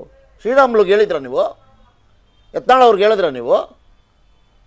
ಏನಂತ ಹೇಳ್ಬೇಕು? ಅಶೋಕ್ ಅವ್ರಿಗೆ ಹೇಳಿದ್ರ ನೀವು? ಏನಂತ ಹೇಳ್ಬೇಕು? ಒಂದ್ ನಿಮಿಷ, ಹೇಗೆ ಹುಟ್ಟಾಕ್ಸಿದ್ರಿ ನೀವು ಅಂತ ಗೊತ್ತಿಲ್ವಾ ಜನಕ್ಕೆ? ನೀವೇ ಮಗುನು ಗಿಲ್ಲದ್ರಿ, ತೊಟ್ಲುನೂ ತೂಗ್ತಿದಿರಿ. ಏನ್ರಿ ನಾಟಕ ಇದು? ಇದ್ರ ಪ್ರತಿಫಲ ಉಣ್ಬಿಡೋಣ ಮುಂದಿನ ಚುನಾವಣೆಯಲ್ಲಿ ಅಂತ ಯೋಚನೆ ಮಾಡಿದ್ರಿ. ಯಾಕೆಂದ್ರೆ ಇವರು ಹೇಳಿ ಸರ್, ಇಡೀ ಇದನ್ನ ಗೊಂದಲ ಸೃಷ್ಟಿ ಮಾಡಿ ಇವರು ಮಾತಾಡಕ್ ಬಿಟ್ಬಿಡಿ. ನೀವ್ ಹೇಳಿದ್ರಿ ಪ್ರತಿಫಲ ಅಂತ. ನಾನ್ ಕೇಳ್ತೀನಿ, ಒಂದು ರಾಜಕೀಯವಾಗಾದ್ರೂ ಪ್ರತಿಫಲ ಸಿಗಬೇಕು, ಇಲ್ಲ ಸಮುದಾಯಗಳಿಗಾದ್ರೂ ಮೀಸಲಾತಿಯ ಫಲ ಸಿಗಬೇಕು. ಸಮುದಾಯಗಳಿಗೆ ಸಿಗ್ಬೇಕು ಅಲ್ವಾ? ಹೌದು. ಇವ್ರೇನ್ ಮಾಡಿದ್ರು? ಸಮುದಾಯಗಳ ಎರಡೂ ಸಿಗುತ್ತಾ? ಅದನ್ನ ನಾನು ಕೇಳ್ತಾ ಇದ್ದೀನಿ. ಈಗ ಸಿಗುತ್ತಾ? ಅದನ್ನ ನಾನು ಕೇಳಿದೆ. ಬರೋ ತಿಂಗಳು ಬಜೆಟ್ ಘೋಷಣೆ ಮಾಡ್ಬಿಟ್ಟು ಡಿಸಾಲ್ವ್ ಮಾಡಿದ್ರೆ ಸರ್ಕಾರ ಸಿಗುತ್ತಾ? 17ನೇ ತಾರೀಕು ಬಜೆಟ್ ಘೋಷಣೆ ಮಾಡ್ತೀನಿ ಅಂತ ಹೇಳಿದ್ರೆ ಸಮಯ ಇಲ್ಲ. ನೀವು ಹೇಳೋ ಅರ್ಥ ಸಮಯ ಇಲ್ಲ, ಸುಮ್ಮನೆ ಚುನಾವಣೆ. ಜಯಪ್ರಕಾಶ್ ಹೆಗಡೆ ಅವರು ಇಲ್ಲಿ ಡಿಬೇಟ್ ಅಲ್ಲಿ ಇದ್ದಾರೆ. ಸರ್, ನೀವು ಸೀನಿಯರ್ ಇದ್ದೀರಿ, ರಾಜಕೀಯವನ್ನ ನೋಡ್ಕೊಂಬಂದಿದ್ದೀರಿ ಕಳೆದ 30-40 ವರ್ಷದಿಂದ. ಎಲ್ಲಾದ್ರೂ ಸಾಧ್ಯ ಇದೆಯಾ ಅದು? ಸಿದ್ದರಾಮಯ್ಯನವರು ಕೊಟ್ಟಿರುವಂತ ಜಾತಿ ಗಣತಿನ ಅದನ್ನೇ ಅಕ್ಸೆಪ್ಟ್ ಮಾಡದೇ ಇರೋ ಈ ಸರ್ಕಾರ ಈ ವಿಷಯಗಳು ಕೈ ಇಡುತ್ತಾ? ನಾಟಕ ಆಡ್ತಿದಾರಲ್ವಾ ಇವರು? ನಿಮ್ಮ ಮುಖಾಂತರ ನಾಟಕ ಆಡಿಸ್ತಿದಾರಲ್ವಾ? ಸರಿ ಬಿಡಿ, ನೀವು ಕೇಳಿದಿರಿ, ಅವ್ರು ಹೇಳಿ. ಕರ್ನಾಟಕ ಜನತೆ ಜನ ಸಮುದಾಯಗಳನ್ನ ನೀವು ಕೇಳಿದಿರಿ ಮಾಡ್ತಿದ್ದೀರಲ್ವಾ, ಕುಮಾರ್ ಸಂಘರ್ಷ ನಾನು ಕ್ರಿಯೇಟ್ ಮಾಡ್ತಿದ್ದೀರಲ್ವಾ, ನಿಮ್ಮ ಇಂಥ ಜಾತಿವಾರ ಪ್ರಶ್ನೆ ಕಟ್ಟಿ, ನಿಮ್ಮ ಸೆನ್ಸಿಟಿವ್ ಮ್ಯಾಟರ್ ಅಲ್ವಾ? ನಿಮ್ಮ ಇಂಥ ಪ್ರಶ್ನೆಗೆ ಉತ್ತರ ಹೇಳಲಿಕ್ಕೆ ಬರೋದಿಲ್ಲ ನನಗೆ. ನಾನು ಇವತ್ತು ಸಂವಿಧಾನಕ್ಕೆ ಹುದ್ದೆಯಲ್ಲಿದ್ದೇನೆ. ನಿಮ್ಮ ಈ ಪ್ರಶ್ನೆ ರಾಜಕೀಯ ಪ್ರಶ್ನೆಗೆ ಉತ್ತರ ಹೇಳಲಿಕ್ಕೆ ಬರೋದಿಲ್ಲ ನನಗೆ. ಇಲ್ಲ, ನಾನು ಆದ್ರೆ ಬರೀ ಒಂದು ಅರ್ಥ ಮಾಡ್ಕೊಳ್ಬೇಕೆಂದ್ರೆ ಕೇವಲ ರಾಜಕೀಯವಾಗಿ ಇದಕ್ಕೆ ಉತ್ತರ ಕೊಡಬೇಕಾಗಿಲ್ಲ. ನೀವು ಬ್ಯಾಕ್ವರ್ಡ್ ಕ್ಲಾಸಸ್ ಕಮಿಷನ್ ಚೇರ್ಮನ್ ಯಾವುದೋ ಒಂದು ಸರ್ಕಾರದ ಯಾವುದೋ ಅಥವಾ ಯಾವುದೋ ಪಕ್ಷದ ಹುದ್ದೆ ಅಲ್ಲ ಇದು. ಇದು ಸರ್ಕಾರದ ಹುದ್ದೆ, ಸಮುದಾಯಗಳಿಗೆ ಸಂಬಂಧಪಟ್ಟಂಥದ್ದು. ಬಹಳ ಸೂಕ್ಷ್ಮ ವಿಚಾರ. Nagaraj sir please. ನೋಡಿ, ನಾನು ಹೇಳ್ತಾ ಇರ್ಬೇಕು, ಇದು ಬಹಳ ಸೂಕ್ಷ್ಮವಾದ ವಿಚಾರ. ಯಾಕಂತಂದ್ರೆ ವೆದರ್ ಇಟ್ಸ್ ಲೀಗಲಿ ಸ್ಯಾಂಟಿಟಿ ಇದೆಯಾ ಇಲ್ಲ ಅಂತ ನೋಡ್ತಕ್ಕಂಥದ್ದು ಬಹಳ ಮುಖ್ಯ. Absolutely sir. ನೋಡಿ, ಸ್ವಾಮೀಜಿಗಳು ಮಾತಾಡ್ತಾ ಒಂದು ರೀಡ್ ಬಿಟ್ವೀನ್ ಲೈನ್ ಒಂದು ಲೈನ್ ಇತ್ತು. ಏನಂದ್ರು, 2A ನಮ್ಮ ಸೇರಿಸಿ ಅಂತಕ್ಕಂಥ ನಮ್ಮ ಮೂಲತವಾದ ಆಗ್ರಹ ಆಗಿತ್ತು. ಅದಕ್ಕೆ ಯಡಿಯೂರಪ್ಪನವ್ರು ಮಾತು ಕೊಟ್ಟಿದ್ದ ಪ್ರಕಾರ ನಡ್ಕೊಂಡಿಲ್ಲ ಅಂತಕ್ಕಂಥ ಬೇಸರವನ್ನು ವ್ಯಕ್ತಪಡಿಸ್ತಾ ಇರ್ತಕ್ಕಂಥ ಅವರ ಹಕ್ಕು, ಅವ್ರ ಸಂಘರ್ಷ ಅವ್ರು ಮಾಡ್ತಾ ಇದ್ದಾರೆ. ನಾನು ಕೇಳ್ತಕ್ಕ ಕ್ಲಾರಿಟಿ, ನಾನು ಒಬ್ಬ ಬ್ಯಾಕ್ವರ್ಡ್ ಕ್ಲಾಸಿಂದ ಬಂದಿರತಕ್ಕಂಥ ಕೇಳ್ತಕ್ಕಂಥ ಜನಗಳ ಮುಂದೆ ಕೇಳ್ತಕ್ಕಂಥ 2A ಇರ್ತಕ್ಕಂಥ ಎಲ್ಲ ಸೌಲಭ್ಯಗಳನ್ನು ಕೊಡ್ತೀನಿ ಅಂತ ಒಂದು ಕಡೆ ಹೇಳಿದ್ರೆ, ಅಂದ್ರೆ ರಾಜಕೀಯ ಮೀಸಲಾತಿನ ಕೊಡ್ತೀನಿ ಅಂತ ಯಡಿಯೂರಪ್ಪನವರು ಬೊಮ್ಮಾಯಿ ಅವರು ಪ್ರಾಮಿಸ್ ಮಾಡಿದ್ರ ಅಂತಕ್ಕಂಥ ಒಂದು ನಿಮಿಷ ಅದನ್ನೇ ಹೇಳ್ತಾ ಇದ್ದೀನಿ. ಕ್ಲಾರಿಟಿ ಸರ್ಕಾರಗಳು ಅಧಿಕಾರದಲ್ಲಿ ಇರ್ತಕ್ಕಂಥವ್ರು ಅವರಿಗೆ ಕೊಡಬೇಕಾಗಿರ್ತಕ್ಕಂಥ ಮಾಹಿತಿನ ಸರಿಯಾಗಿ ಕೊಡಲಿಲ್ಲ. ಎಲ್ಲೋ ಮಿಸ್ಕಮ್ಯುನಿಕೇಶನ್ ಆಗಿರ್ತಕ್ಕಂಥದ್ದು ಎಲ್ಲೋ ಆಗಿದೆ. ಈಗ 2A ಇರ್ತಕ್ಕಂಥ 102 ಕಮ್ಯುನಿಟಿಗಳು ಯೋಚನೆ ಮಾಡ್ತಾ ಇರೋದು ಅಂತಂದ್ರೆ, ಹೇಗಪ್ಪ ಮಾಡೋದು? ಈಗ ಪ್ರಬಲವಾಗಿರ್ತಕ್ಕಂಥ ಸಮುದಾಯಗಳು ಇಲ್ಲಿ ಬಂದಿದೆ, ಆದರೆ ನಮ್ಮ ರಾಜಕೀಯ ಭವಿಷ್ಯ ಏನಾಗಬೇಕಾಗ್ತದೆ, ನಮ್ಮ ಸಮುದಾಯಗಳ ಭವಿಷ್ಯ ಏನಾಗ್ತದೆ, ಆಲೋಚನೆ ಮಾಡ್ತಕ್ಕಂಥ ಸಹಜವಾಗಿ ನಡೆಯತಕ್ಕಂಥ ವಿಚಾರ. ಅಂದ ಮಾತ್ರಕ್ಕೆ ಅವ್ರು ಕೇಳಬಾರ್ದು ಅಂತ ಏನಿಲ್ಲ. ಅವ್ರು ಹೇಳ್ತಾ ಇರ್ತಕ್ಕಂಥ ನಮ್ಮನ್ನ 2D ಹಾಕಿದ ತಕ್ಷಣನೇ 2A ಇರ್ತಕ್ಕಂಥ ಎಲ್ಲ ಸೌಲಭ್ಯಗಳನ್ನ ಕೊಡ್ತೀನಿ ಅಂತ ಅರ್ಥ ಏನು? ರಾಜಕೀಯ ಮೀಸಲಾತಿನೂ ಕೊಡ್ತೀನಿ ಅಂತ ಲೆಕ್ಕ.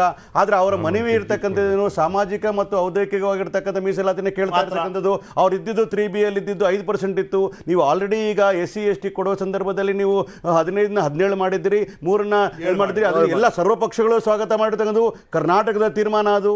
ಯಾಕೆ ಅಂತಂದ್ರೆ ಅಲ್ಲಿ ಡಾಟಾ ಇತ್ತು SC ST ಎಷ್ಟು ಪಾಪ್ಯುಲೇಷನ್ ಇದ್ದಾರೆ ಅಂತ. ಇಲ್ಲಿ ಪಾಪ್ಯುಲೇಷನ್ಗಳು ಬೇರೆ ಸಮುದಾಯಗಳು ಅದನ್ನು SC ST ನಮ್ಮ ಹತ್ರ ಸರಿಯಾದ ನಿಖರವಾದ ಮಾಹಿತಿ ಇಲ್ಲದಿರೋ ಕಾರಣಕ್ಕೋಸ್ಕರ ಎಲ್ಲ ಕನ್ಫ್ಯೂಷನ್ ಆಗ್ತಾ ಇರತಕ್ಕಂಥದ್ದು. ಮತ್ತು ನೀವು 3B ಇರ್ತಕ್ಕಂಥ 2D ಮಾಡಿದ ಸಂದರ್ಭದಲ್ಲಿ ನೀವು ಅವ್ರಿಗೆ ಕೇವಲ ಶೈಕ್ಷಣಿಕವಾಗಿ ಮತ್ತು ಸಾಮಾಜಿಕವಾಗಿ ಉದ್ಯೋಗದಲ್ಲಿ ಮಾತ್ರ ನೀವು ಕೊಡ್ತಾನೆ ಇದ್ರೆ 3B ಇರೋದ್ರೆ ಇನ್ಕ್ರೀಸ್ ಮಾಡ್ಬೋದಾಯ್ತಲ್ಲ. ಯಾವಾಗ ಕ್ಲಾರಿಟಿ ಇಲ್ಲ ಅಂತಂದ್ರು, ಸರ್ಕಾರಗಳು ಕ್ಲಾರಿಟಿ ಕೊಟ್ಟಿಲ್ಲ, ಸ್ವಾಮೀಜಿಗಳು ಕೊಟ್ಟಿಲ್ಲ, ಸಾರ್ವಜನಿಕರು ಕೊಟ್ಟಿಲ್ಲ. ಏನ್ ಗೊತ್ತಾ, ಕೇಳಿ ಒಂದು ನಿಮಿಷ. ಯಾಕೆ ಅಂತಂದ್ರೆ ಎಲ್ಲಿ 2A ಸೇರಿಸಿದ್ದೇ ಆದ್ರೆ ದೊಡ್ಡ ಒಂದು ಪರಿಣಾಮ ಬೀಳ್ತದೆ, ಅದನ್ನ ಬೇರೆ ಸಮುದಾಯಗಳು ಮೈ ಮೇಲೆ ಬೀಳ್ತಾರೆ ಅಂತೇಳಿ ಹೊಸ ಕ್ಯಾಟಗರಿ ಮಾಡಕ್ಕೆ ಹೋದ್ರೆ. ಒಂದು ನಿಮಿಷ, ನೀವು ಬೇರೆ ಕೇವಲ ಶಿಕ್ಷಣ ಮತ್ತು ಉದ್ಯೋಗದಲ್ಲಿ ಮಾತ್ರ ನೀವು ಮೀಸಲಾತಿ ಕೊಡದೆ ಆದ್ರೆ 3B ಇರ್ತಕ್ಕಂಥದ್ದನ್ನ ನೀವು ಅದನ್ನ ಇನ್ಕ್ರೀಸ್ ಮಾಡಬಹುದಾಗಿತ್ತು. ಪ್ಲಸ್ ಕಾರಣ ಏನಂದ್ರೆ ಅಲ್ಲಿ ಇನ್ನೊಂದು ಪ್ರಶ್ನೆ, 3B ನಲ್ಲಿ ಬೇರೆ ಸಮುದಾಯಗಳು ನಿಮ್ಗೆ ಬೀಸೋದೊಣ್ಣೆ ತಪ್ಪಿಸ್ಕೊಂಡ್ರೆ 1000 ವರ್ಷ ಆಯ್ತು ಅಂತೇಳಿ ಬೊಮ್ಮಾಯಿ ಅವರು 29 ತಾರೀಕು ಗಡುವು ಕೊಟ್ಟಿದ್ರಲ್ಲ ಸ್ವಾಮೀಜಿ ಅವರು. ಆಗ ಏನೋ ಒಂದು ಕೊಡ್ಬೇಕಂತ ಕೊಟ್ಟು ತದನಂತರ ಕಾನೂನ ತೋರ್ಸಕ್ ಹೊರಟಿರ್ತಾರೆ. ಮೋಹನ್ ಅವ್ರ ಸಮಯ ಬಂದಾಗ ಅವ್ರು ಮಾತಾಡ್ತಾರೆ. ಬೇಕಾಗಿರೋ ಗೊತ್ತಾ, ಅಲ್ಟಿಮೇಟ್ಲಿ ಒಂದ್ ನಿಮಿಷ ಶ್ರೀಗಳು ಹೊರಟು ಬಿಡ್ತಾರೆ. ಅಲ್ಟಿಮೇಟ್ಲಿ ಮೀಸಲಾತಿ ಕೊಡೋ ಸಂದರ್ಭದಲ್ಲಿ ಈಗಿರ್ತಕ್ಕಂಥ ಶೆಡ್ಯೂಲ್ ಕಾಸ್ಟ್, ಶೆಡ್ಯೂಲ್ ಟ್ರೈಬ್ ಮತ್ತೆ 2A ಇರ್ತಕ್ಕಂಥ 102 ಸಮುದಾಯಗಳಿಗೆ ಅನ್ಯಾಯ ಆಗೋದ ರೀತಿಯಲ್ಲಿ ಮರಾಠರು ಯಾವಾಗ 16% ಮಾಡಿ ಕೋರ್ಟಲ್ಲಿ ಡೌನ್ಫಾಲ್ ಆಯ್ತಲ್ಲ, ಅದು ಆಗದೆ ರೀತಿಯಲ್ಲಿ ಕ್ರಮ ಕೈಗೊಳ್ಳತಕ್ಕಂಥ ಕೆಲಸ ಅದಕ್ಕೆ ಬಂದೆ ನಾನು. ಶ್ರೀಗಳೇ, ಈಗ ಸ್ಪಷ್ಟವಾಗಿ ನಿಮ್ಮಲ್ಲಿ ಯಾವುದೇ ಗೊಂದಲ ಮೂಡದೇ ಇರುವಂತಹ ರೀತಿಯ ಒಂದಷ್ಟು ಕ್ರಮಗಳು, ಒಂದಷ್ಟು ನಿರ್ಧಾರಗಳು ಸರ್ಕಾರದ ಕಡೆಯಿಂದ ಆಗಬೇಕು ಅನ್ನೋದಾದ್ರೆ ನಿಮ್ಮ ಬೇಡಿಕೆ, ನಿಮ್ಮ ನಿರೀಕ್ಷೆ ಯಾವ ರೀತಿ ಇದೆ ಅಂತ ಕೇಳ್ತೀನಿ. ಕಡೆ ಒಂದು 2 ನಿಮಿಷ ಮಾತಾಡ್ಬೋದಾ ಶ್ರೀಗಳು?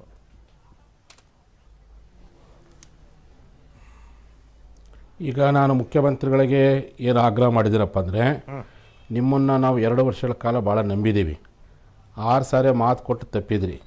ಈ ಸಾರಿ ಯಾವ ಕಾರಣಕ್ಕೂ ಮಾತು ಕೊಟ್ಟು ತಪ್ಪಲ್ಲ ಕಾರಣಕ್ಕೆ ಇಡೀ ಕರ್ನಾಟಕದ ಎಲ್ಲ ನಮ್ಮ ಸಮುದಾಯ ಜನ ನಿಮ್ಮ ಮೇಲೆ ಆಶಾವಾದ ಇಟ್ಕೊಂಡಿದ್ರು.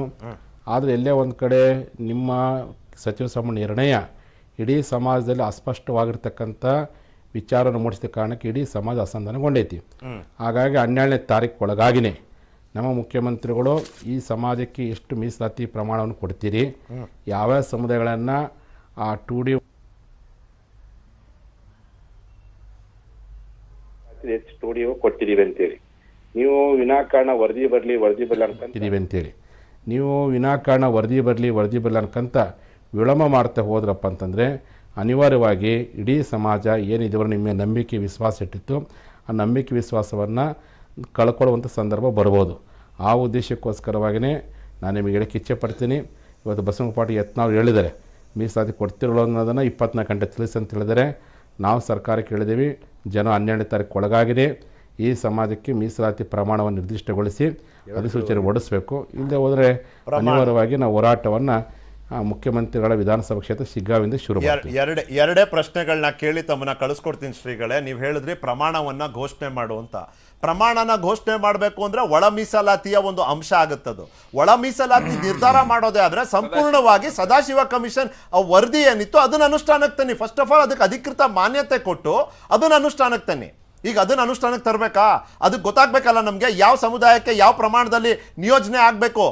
ಅದಕ್ಕೆ ನಮಗೆ ಕಾಸ್ಟ್ ಸೆನ್ಸಸ್ ರಿಪೋರ್ಟ್ ಬೇಕು. ಕಾಂತರಾಜ್ ಕಮಿಷನ್ ವರದಿಯನ್ನು ನಾವು ಅಧಿಕೃತ ಮಾನ್ಯತೆ ಕೊಟ್ಟಿದ್ದೀವಾ? ಇಲ್ಲ. 300 ಕೋಟಿ ಖರ್ಚು ಮಾಡಿದ್ದೀವಿ, ಅದರಿಂದ ಹೊರಗೆ ಏನು ಬಂತು ನಮಗೆ ಗೊತ್ತಿಲ್ಲ. ತನ್ನಿ ಅಲ್ಲ, ಇದೆರಡೂ ಆಗದೇನೆ ಹೇಗೆ ಸಾಧ್ಯ ಅಂತ ಶ್ರೀಗಳೇ. ಒಂದು ಒಳ ಮೀಸಲಾತಿ ಸ್ಪಷ್ಟನೆ ಬೇಕು, ಆಯೋಗದ ವರದಿ ಅನುಷ್ಠಾನಕ್ಕೆ ತನ್ನಿ. ಇನ್ನೊಂದು ನಾನು ಕೇಳ್ದಂಗೆ ಶ್ರೀಗಳೇ ಪ್ಲೀಸ್. ಅಲ್ಲ, ಒಳ ಮೀಸಲಾತಿ ಶಬ್ದ ಬಳಸ್ತಾ ಇಲ್ಲ. ಈಗ ತರಡಿಬೇನೆ ರದ್ದು ಮಾಡಿ 2D ಕೊಡ್ತಾ ಅಂತ ಹೇಳಿದ್ರೆ ಒಂದ್ ನಿಮಿಷ, ಸಾರಿ ಟು ಇಂಟರಪ್ಟ್ ಶ್ರೀಗಳೇ. ಆಮೇಲೆ ಥರ್ಡ್ ಬಿ ಇಂದ 2D ಗೆ ಬಂದಾಗ ನೀವು ಒಬ್ಬರೇ ಬರ್ಲಿಲ್ಲ. ಥರ್ಡ್ ಬಿ ಇಂದ 2D ಗೆ ಬಂದಾಗ ನಿಮ್ ಜೊತೆ ಇನ್ನ 6 ಸಮುದಾಯ ಬರುತ್ತೆ. ಇಲ್ಲಾಂದ್ರೆ ಉಳಿದ ಸಮುದಾಯಗಳನ್ನ ಏನ್ ಮಾಡ್ತೀರಿ? 3A ನಲ್ಲೇ 3 ಅದೇ ಎಲ್ಲವನ್ನು ಒಳಗೊಂಡೆ ಅಂತ ಹೇಳ್ತಾನಲ್ಲ, ಎಲ್ಲ ಒಳಗೊಂಡೆ ಅಂತ ಹೇಳ್ತೇನೆ. ಸೊ ಒಳಗೊಂಡಾಗ ಅಂದಾಗ ಎಲ್ಲ ಒಳಗೊಂಡೆ ಮೀಸಲಾತಿ ಘೋಷಣೆ ಮಾಡಿ ಅಂತ ಹೇಳ್ತಾನೆ ಎಷ್ಟಂತೇಳಿ. ಈಗ 6 ಸಮುದಾಯ ತರಡಿಬಿಯಿಂದ ನಾವು 2D ಬಂದ್ಮೇಲೆ ನಮಗೆ ಎಷ್ಟು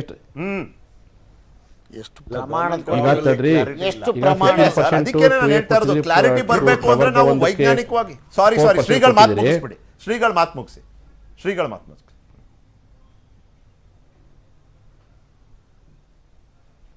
ಈಗ ಪ್ರವರ್ಗ 1ಕ್ಕೆ 4% ಕೊಟ್ಟಿರಿ, ಪ್ರವರ್ಗ 2Aಗೆ 15% ಕೊಟ್ಟಿದ್ದೀರಿ. ಪ್ರವರ್ಗ ಇದೆ 2D ಮಾಡಿಲ್ಲ, ಇದಕ್ಕೆ ಎಷ್ಟು ಪರ್ಸೆಂಟ್ ಅಂತೇಳಿ ನೀವು ಅಧಿಸೂಚನೆ ಹೊರಡಿಸ್ತೀರಿ. ನೀವು ಇಷ್ಟು ಪರ್ಸೆಂಟ್ ಪ್ರಮಾಣವನ್ನು ಕೊಟ್ಟಿದ್ದೀರಿ ಮೀಸಲಾತಿ ಪ್ರಮಾಣವನ್ನು ಅಂತ ಎಲ್ಲಿ ನೀವು ಉಲ್ಲೇಖ ಮಾಡಿ ನೀವು ಇಲ್ಲ ಅದು EWS ತಗೊಂಬರ್ತೇವೆ ಆಮೇಲೆ ತರಡಿ ಒಳಗಡೆ ಇರ್ತಕ್ಕಂಥದ್ದು ತಗೊಂಬಂದು ಸೇರಿಸಿ ಕೊಡ್ತೀವಿ ಅಂತ ಹೇಳಕತ್ತೀರಿ. ಅದು ಕೇವಲ ಗಾಳಿ ಮಾತಾಗೈತೆ ಹೊರತು ಅಧಿಸೂಚನೆ ಅಂದರೆ ಗೆಜೆಟ್ ನೋಟಿಫಿಕೇಶನ್ ಆಗೋ ರೀತಿಯಲ್ಲಿ ತಾವು 12ನೇ ತಾರೀಕು ಒಳಗಾಗನೆ ಘೋಷಣೆ ಮಾಡ್ರಿ ಅಂತ ಹೇಳ್ತೀವಿ ನಾವು. ಓಕೆ ಶ್ರೀಗಳೇ, ನಿಮ್ಮ ಸಮಯಕ್ಕಾಗಿ ಧನ್ಯವಾದ. ಆಗಲೇ ಹೇಳ್ದಾಗೆ ಮತ್ತೊಂದು ಸಭೆ, ಮತ್ತೊಂದು ಬೇಡಿಕೆ, ಸರ್ಕಾರದ ಮುಂದೆ ಮತ್ತೊಂದು ಸವಾಲು, ಸರ್ಕಾರಕ್ಕೆ ಮತ್ತೊಂದು ತಲೆನೋವು. ಶ್ರೀಗಳೇ, ಜಯಪ್ರಕಾಶ್ ಹೆಗಡೆ ಅವರೇ, ನಿಮ್ಮ ಸಮಯಕ್ಕಾಗಿ ಧನ್ಯವಾದ. ನಾನು ಇನ್ನೊಂದು ಸಣ್ಣ ಭಾಗ ಇದೆ ಮತ್ತೊಂದು ಚರ್ಚೆದು, ಅದಕ್ಕೆ ಸಣ್ಣದಾಗೆ ಸಮಯ ಸಿಕ್ಕಿರುವಂಥದ್ದು. ಬ್ರೇಕ್ ನಂತರ ಆ ಚರ್ಚೆ ಮುಂದುವರಿಸ್ತೀನಿ. To the point. ಇದು ಚರ್ಚೆಯ 2ನೇ ಭಾಗ. ಎಲ್ಲ ಚುನಾವಣೆ ಚದುರಂಗದ 64 ಮನೆಗಳೇನಿದೆ ಅದರಲ್ಲೇ ಆ ಚರ್ಚೆ ಆ ಚದುರಂಗದ ಚೌಕಟ್ಟಲ್ಲೇ ಆಗ್ತಿರುವಂಥದ್ದು. ನಾಗರಾಜ್ ಯಾದವ್ ಅವರೇ, ಮೀಸಲಾತಿ ಬಗ್ಗೆ ಕಡೆ ಮಾತು ನಿಮ್ದು ಪ್ಲೀಸ್. ಕಡೆ ಮಾತು ಹೇಳಬೇಕು ಆದರೆ ನೋಡಿ, ಮೀಸಲಾತಿ ದೊಡ್ಡ ಗೊಂದಲವನ್ನು ಸರ್ಕಾರ ಸೃಷ್ಟಿ ಮಾಡಿರ್ತಕ್ಕಂಥ ಉದಾಹರಣೆಗೆ ಹೇಳ್ತೀನಿ. 4% ಇರ್ತಕ್ಕಂಥ ಕ್ಯಾಟಗರಿ 1ಗೆ 95 ಜಾತಿಗಳಿದೆ, 379 ಉಪಜಾತಿಗಳಿದೆ, 1 ಕೋಟಿ ಜನ ಇರ್ತಕ್ಕಂಥದ್ದು.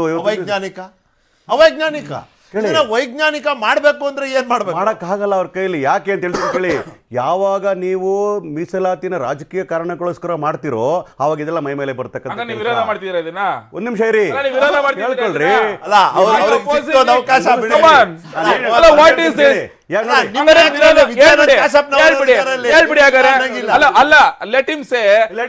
ಸರ್ಕಾರ ಮಾಡಿರುವಂತ ವಿರೋಧ ಮಾಡ್ತೀವಿ ಅಂತ ಹೇಳ್ಬಿಡ್ಲಪ್ಪ. ಹೇಳ್ತೀರಿ ನೋಡಿ. ಈಗ ಯಾವ ತೀರ್ಮಾನ ಮಾಡುದು SC ST ಮಾಡಿದ್ವಲ್ಲ, ಅದು ಬಿಜೆಪಿ ತೀರ್ಮಾನ ಆಗಬಾರ್ದು, ರಾಜಕೀಯ ಕಾರಣ ಸರ್ವ ಪಕ್ಷಗಳ ತೀರ್ಮಾನ.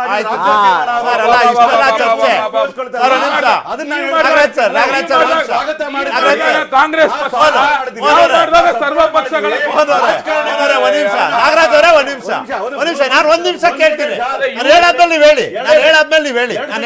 ಅಶೋಕ್ ಹಾರ್ನಳ್ಳಿ ಅವರು ಇನ್ 2 ನಿಮಿಷದಲ್ಲಿ ನಮ್ ಜೊತೆ ಲೈವ್ ಇರ್ತಾರೆ. ನಮ್ ಎಲ್ರಿಗಿನ್ನ ಚೆನ್ನಾಗಿ ಗೊತ್ತಾ, ಅವ್ರಿಗೂ ಕೇಳ್ತೀನಿ. ಕುಮಾರಣ್ಣ ನಿಮ್ಮ ಹತ್ರ ಬರ್ತೀನಿ.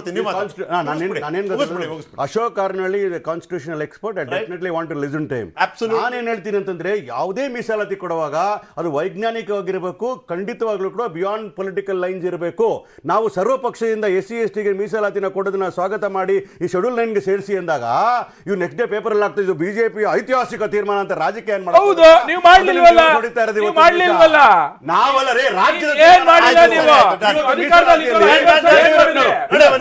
ಅಧಿಕಾರದಲ್ಲಿ ಇದ್ದವರು 5 ವರ್ಷ ಏನ್ ಮಾಡಿದ್ರು? ರಾಷ್ಟ್ರೀಯ ಪಕ್ಷದವ್ರು ಪ್ರಾದೇಶಿಕ ಪಕ್ಷದವ್ರು ಮಾತಾಡಕ್ ಬಿಡ್ತಾರೆ. ಇಲ್ಲ, 5 ವರ್ಷ ಏನ್ ಮಾಡಿದ್ರು? ಮಾಡ್ತೀನಿ ಅಂತ 5 ವರ್ಷ ಏನ್ ಮಾಡಿದ್ರು? 5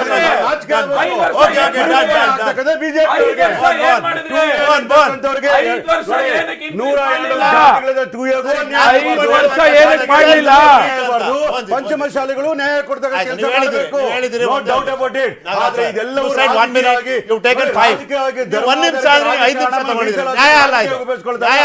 ದೌರ್ಭಾಗ್ಯ. ನೀವು ಮಾಡ್ತಾ ಇದ್ರ, ನೀವು ಮಾಡಿದ್ರ, ಅದೆಲ್ಲ ಪ್ರಶ್ನೆ ಬೇರೆ. ಜನಕ್ಕೆ ಏನ್ ಸಿಕ್ತು ಅನ್ನೋದು ನನ್ ಪ್ರಶ್ನೆ ಇರೋದು. ನೀವೇನ್ ಹೇಳಿದ್ರಿ? SC/ST ಕೊಟ್ರೆ ಸ್ವಾಗತ ಮಾಡಿದ್ವಿ. ಒಂದ್ ನಿಮಿಷ, ನೀವು ಕೊಟ್ಟೇ ಇಲ್ವಲ್ಲ,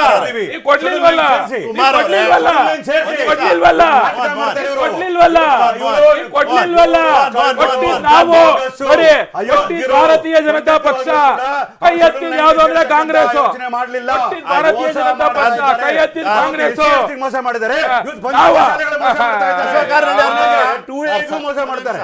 ಕುಮಾರ್ ಅವರು ಒಂದ್ ನಿಮಿಷ ಮಾತಾಡ್ತಾರೆ, ದಯವಿಟ್ಟು ಇಂಟರಪ್ಟ್ ಮಾಡಬೇಡಿ ಪ್ಲೀಸ್. ಎರಡು ರಾಜಕೀಯ ದಯಮಾಡಿ ಎರಡೂ ರಾಷ್ಟ್ರೀಯ ಪಕ್ಷಗಳನ್ನ ಜನ ನೋಡಿ ಅಲ್ಲ. ಈಗ ಆಮ್ ಆದ್ಮಿ ಪಕ್ಷ ಮತ್ತೆ JDS ಅಧಿಕೃತವಾಗಿ ಅವ್ರು ಹೇಳ್ಬೇಕಪ್ಪ ಈಗ ಏನು ಅಂತ. ಅಲ್ಲ ಕುಮಾರ್ ಸರ್ ಮಾತಾಡ್ತಾರೆ, ಬಿಡಿ, ಆಯ್ತು ಬಿಡಿ. ಕುಮಾರ್ ಸರ್, ನಾಗರಾಜ್ ಅವರೇ ಬಿಡಿ ಬಿಡಿ. ಕುಮಾರ್ ಅವ್ರು ಸರ್, ಇವರು ಒಂದೇ ನಾಣ್ಯದ ಎರಡು ಮುಖಗಳು. ನೀನ್ ಹತ್ತಂಗ್ ಮಾಡೋ ನಾನು ಗಿಲ್ದಂಗ್ ಮಾಡ್ತೀನಿ ಅಂತ. ಆಯ್ತು ಸರ್, ಸರ್ವ ಪಕ್ಷಗಳು ಸಭೆ ಕರೆದು ತೀರ್ಮಾನ ತೆಗೆದುಕೊಂಡ ಹೊತ್ತು ಎಲ್ಲರೂ ಒಪ್ಪಿಗೆ ಕೊಟ್ಟ ಮೇಲೆ ಅದು ಸರ್ಕಾರದ ತೀರ್ಮಾನ, ಜನಸಮುದಾಯದ ತೀರ್ಮಾನ ಅಲ್ವಾ ಸರ್? ಅದಾದ್ಮೇಲೆ ಇವ್ರು ಯಾಕಂದ್ರೆ ನಾವೇ ಮಾಡಿದ್ವಿ ಅಂತ ಸಮಾವೇಶ ಆಯ್ತು. ಶೆಡ್ಯೂಲ್ ಸೇರ್ಸಿದ್ರಾ? ಶೆಡ್ಯೂಲ್ 9 ಸೇರಿಸಬೇಕು. ಇವತ್ತು ಸೇರಿಸಿಲ್ಲ, ಈ ಕ್ಷಣದವರೆಗೂ ಚರ್ಚೆ ಇಲ್ಲ, ಚಕಾರ ಇಲ್ಲ. ಅಸೆಂಬ್ಲಿನ ಆಗೋಯ್ತು, ಮುಗ್ದೋಯ್ತು. ಬಜೆಟ್ ಸೆಷನ್ ಮಾತ್ರ ಬಾಕಿ ಇಟ್ಕೊಂಡಿದ್ದೀರಿ. ಏನ್ ಮಾಡ್ತಿದ್ದೀರಿ? ಬಿಜೆಪಿ ಅವ್ರು ನಾಟಕ ಆಡ್ತಿದ್ದೀರಿ ನೀವು ಜನದ ಜೊತೆ. ಅಲ್ಲ, ನೀವು ಪ್ರಶ್ನೆ JDS ಅವರು ನೋಡ್ರಿ, ಕೇಳ್ರಿ,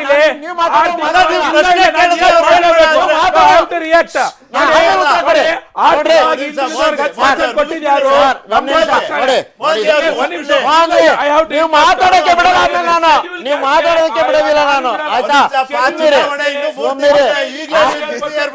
ನೋಡಿ ಸರ್, ನೀವು ಮೀಸಲಾತಿನೂ ಕೊಟ್ಟಿಲ್ಲ, ಈಗ ಒಳ ಮೀಸಲಾತಿದು ದಿನ ಅವ್ರಿಗೆ ಕೇಳಿ ಏನ್ ಕೊಟ್ರು, ಏನ್ ಕೊಟ್ರು ಅಂತ ಹೇಳಿ. ಏನ್ ಕೊಟ್ರಿ ಹೇಳಿ ಸರ್, ಒಂದ್ ನಿಮಿಷ ಕೇಳಿ. ಏನ್ ಕೊಟ್ರಿ? ಕೇಂದ್ರ ಸರ್ಕಾರ ಒಪ್ಪಿಲ್ಲ ನಿಮ್ಮ ಏನ್ ಕೊಟ್ರಿ ಹೇಳ್ರಿ? ನಾಗರಾಜ್ ಯಾದವ್ ಅವರು ಏನ್ ಕೊಟ್ರಿ ಹೇಳ್ರಿ? ಕೇಳಿ. ಕುಮಾರ್ ಅವರೇ, ಸೂಕ್ಷ್ಮ ವಿಚಾರ. ಕರ್ನಾಟಕದ ಜನತೆ ನಿಮ್ಮನ್ನು ಗಮನಿಸ್ತಾ ಇದ್ದಾರೆ, ನಿಮ್ ನಾಟಕನ. ಅವರು ಜನಗಣತಿನ ಕಣ್ಣೀರ್ ಹಾಕೋದ್ ಯಾರಪ್ಪ ನಾಟಕ ಮಾಡ್ಕೊಂಡು? ಕಣ್ಣೀರ್ ಹಾಕೋದ್ ಯಾರು ನಾಟಕ ಮಾಡ್ಕೊಂಡು? ಕಣ್ಣೀರ್ ಹಾಕೊಂಡು ಯಾರಪ್ಪ ನಾಟಕ ಮಾಡೋದು? ಪರಶುರಾಮನ್ ಕಣ್ಣಿಗೆ ನೀರ್ ಹಾಕೊಂಡು ಯಾಕ್ರೆ ಏನಾಗುತ್ತೆ? ಕುಮಾರ್ ಅವರೇ ಹೇಳ್ತೀನಿ ಕೇಳಿ. ಕುಮಾರ್ ಅವರೇ, ನೀವು ಒಂದ್ ಮಾತಾಡ್ಬೇಕಾರೆ ಬಿಜೆಪಿ ಅವ್ರು ಹಿಂಗ್ ಮಾಡಿದ್ರ ಅನ್ನೋ ಪ್ರಶ್ನೆ ಕೇಳಿದ್ರೆ ಆಮೇಲೆ ಇವರು ಆಡಳಿತ ನಡೆಸ್ತಿರೋರು, ನಾವು ಕೇಳಿದ್ದೆಲ್ಲ ಪ್ರಶ್ನೆಗಳಿಗೆ ಆಮೇಲೆ ಉತ್ತರ ಕೊಡ್ಲಿ.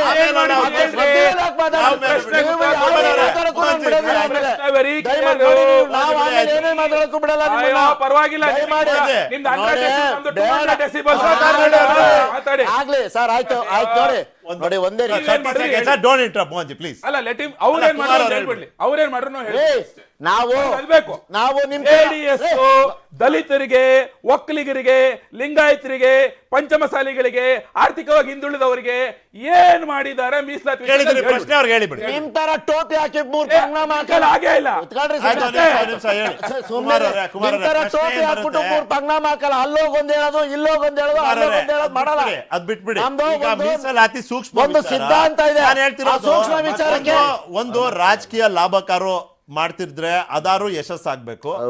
ಜನರಿಗೆ ಏನ್ ಮಾಡ್ತಿದ್ದೀರಿ ಅವ್ರಿಗಾರು ಅದರ ಫಲ ಸಿಗಬೇಕು. ಎರಡೂ ಆದ್ರೆ ಬಹಳ ಸಂತೋಷ.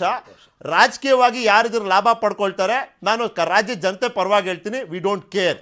ಮೊದಲು ಜನಕ್ಕೆ ಒಳ್ಳೇದಾಗ್ಬೇಕು. ಆಯ್ತಾ, ಜನಕ್ಕೆ ಒಳ್ಳೇದಾಗಬೇಕು, ಜನಕ್ಕೆ ಒಳ್ಳೇದಾಗ್ಬೇಕು. ಅದು ನನ್ನ ಪಾಯಿಂಟ್. ಯಾರು ತೊಂದರೆಯಲ್ಲಿದ್ದಾರೆ ಅಲ್ವಾ ಸರ್, ಯಾರು ತೊಂದರೆಯಲ್ಲಿದ್ದಾರೆ ಅವ್ರಿಗೆ ಸಹಾಯ ಆಗ್ಬೇಕು. ಇಬ್ಬರಿಗೂ ನಾನು ರಿಕ್ವೆಸ್ಟ್ ಮಾಡ್ತೀನಿ, ಕುಮಾರ್ ಅವ್ರನ್ನ ಒಂದ್ ನಿಮಿಷ ಮಾತಾಡಕ್ ಬಿಡ್ಬೇಕು. ದಯಮಾಡಿ ದಯವಿಟ್ಟು. ನೋಡಿ ಮತ್ತೆ ಮಧ್ಯದಲ್ಲಿ ಮಾತಾಡ್ತೀರಲ್ಲ ಸರ್. ಅಲ್ಲ, ಒಂದ್ ನಿಮಿಷ ಇರಿ. ನೋಡಿ ಸರ್, ಕುಮಾರ್ ಅವ್ರು ಹೇಳಿ. ಜೇನ್ಗೂಡ್ಗೆ ಕಲ್ಲು ಹೊಡೆದಿರೋರು ಬಿಜೆಪಿ ಅವರು. ಸರಿ, ಜೇನ್ ಕೈಲಾರು ಕಚ್ಚಿಸ್ಕೊಳ್ಳಿ, ಇಲ್ಲ ಜೇನ್ನಾರು ತಿನ್ಲಿ, ಆಯ್ತು. ನಾವೇನ್ ಬೇಡ ಅಂತ ಹೇಳಲ್ಲ. ಆಯ್ತು, ಸಾಹಸ ಮಾಡಿದ್ದಾರೆ. ಈಗ ಜೇನ್ ಗೂಡಿಗೆ ಹೊಡೆಯೋ ಸಾಹಸ ಮಾಡಿದ್ರೆ ಆ ಹನಿ ಸಿಕ್ಕರೆ ಅವ್ರು ತಗೋಬೇಕಲ್ಲ, ಜೇನನ್ನ ಅವ್ರು ಸವಿಬೇಕಲ್ಲ.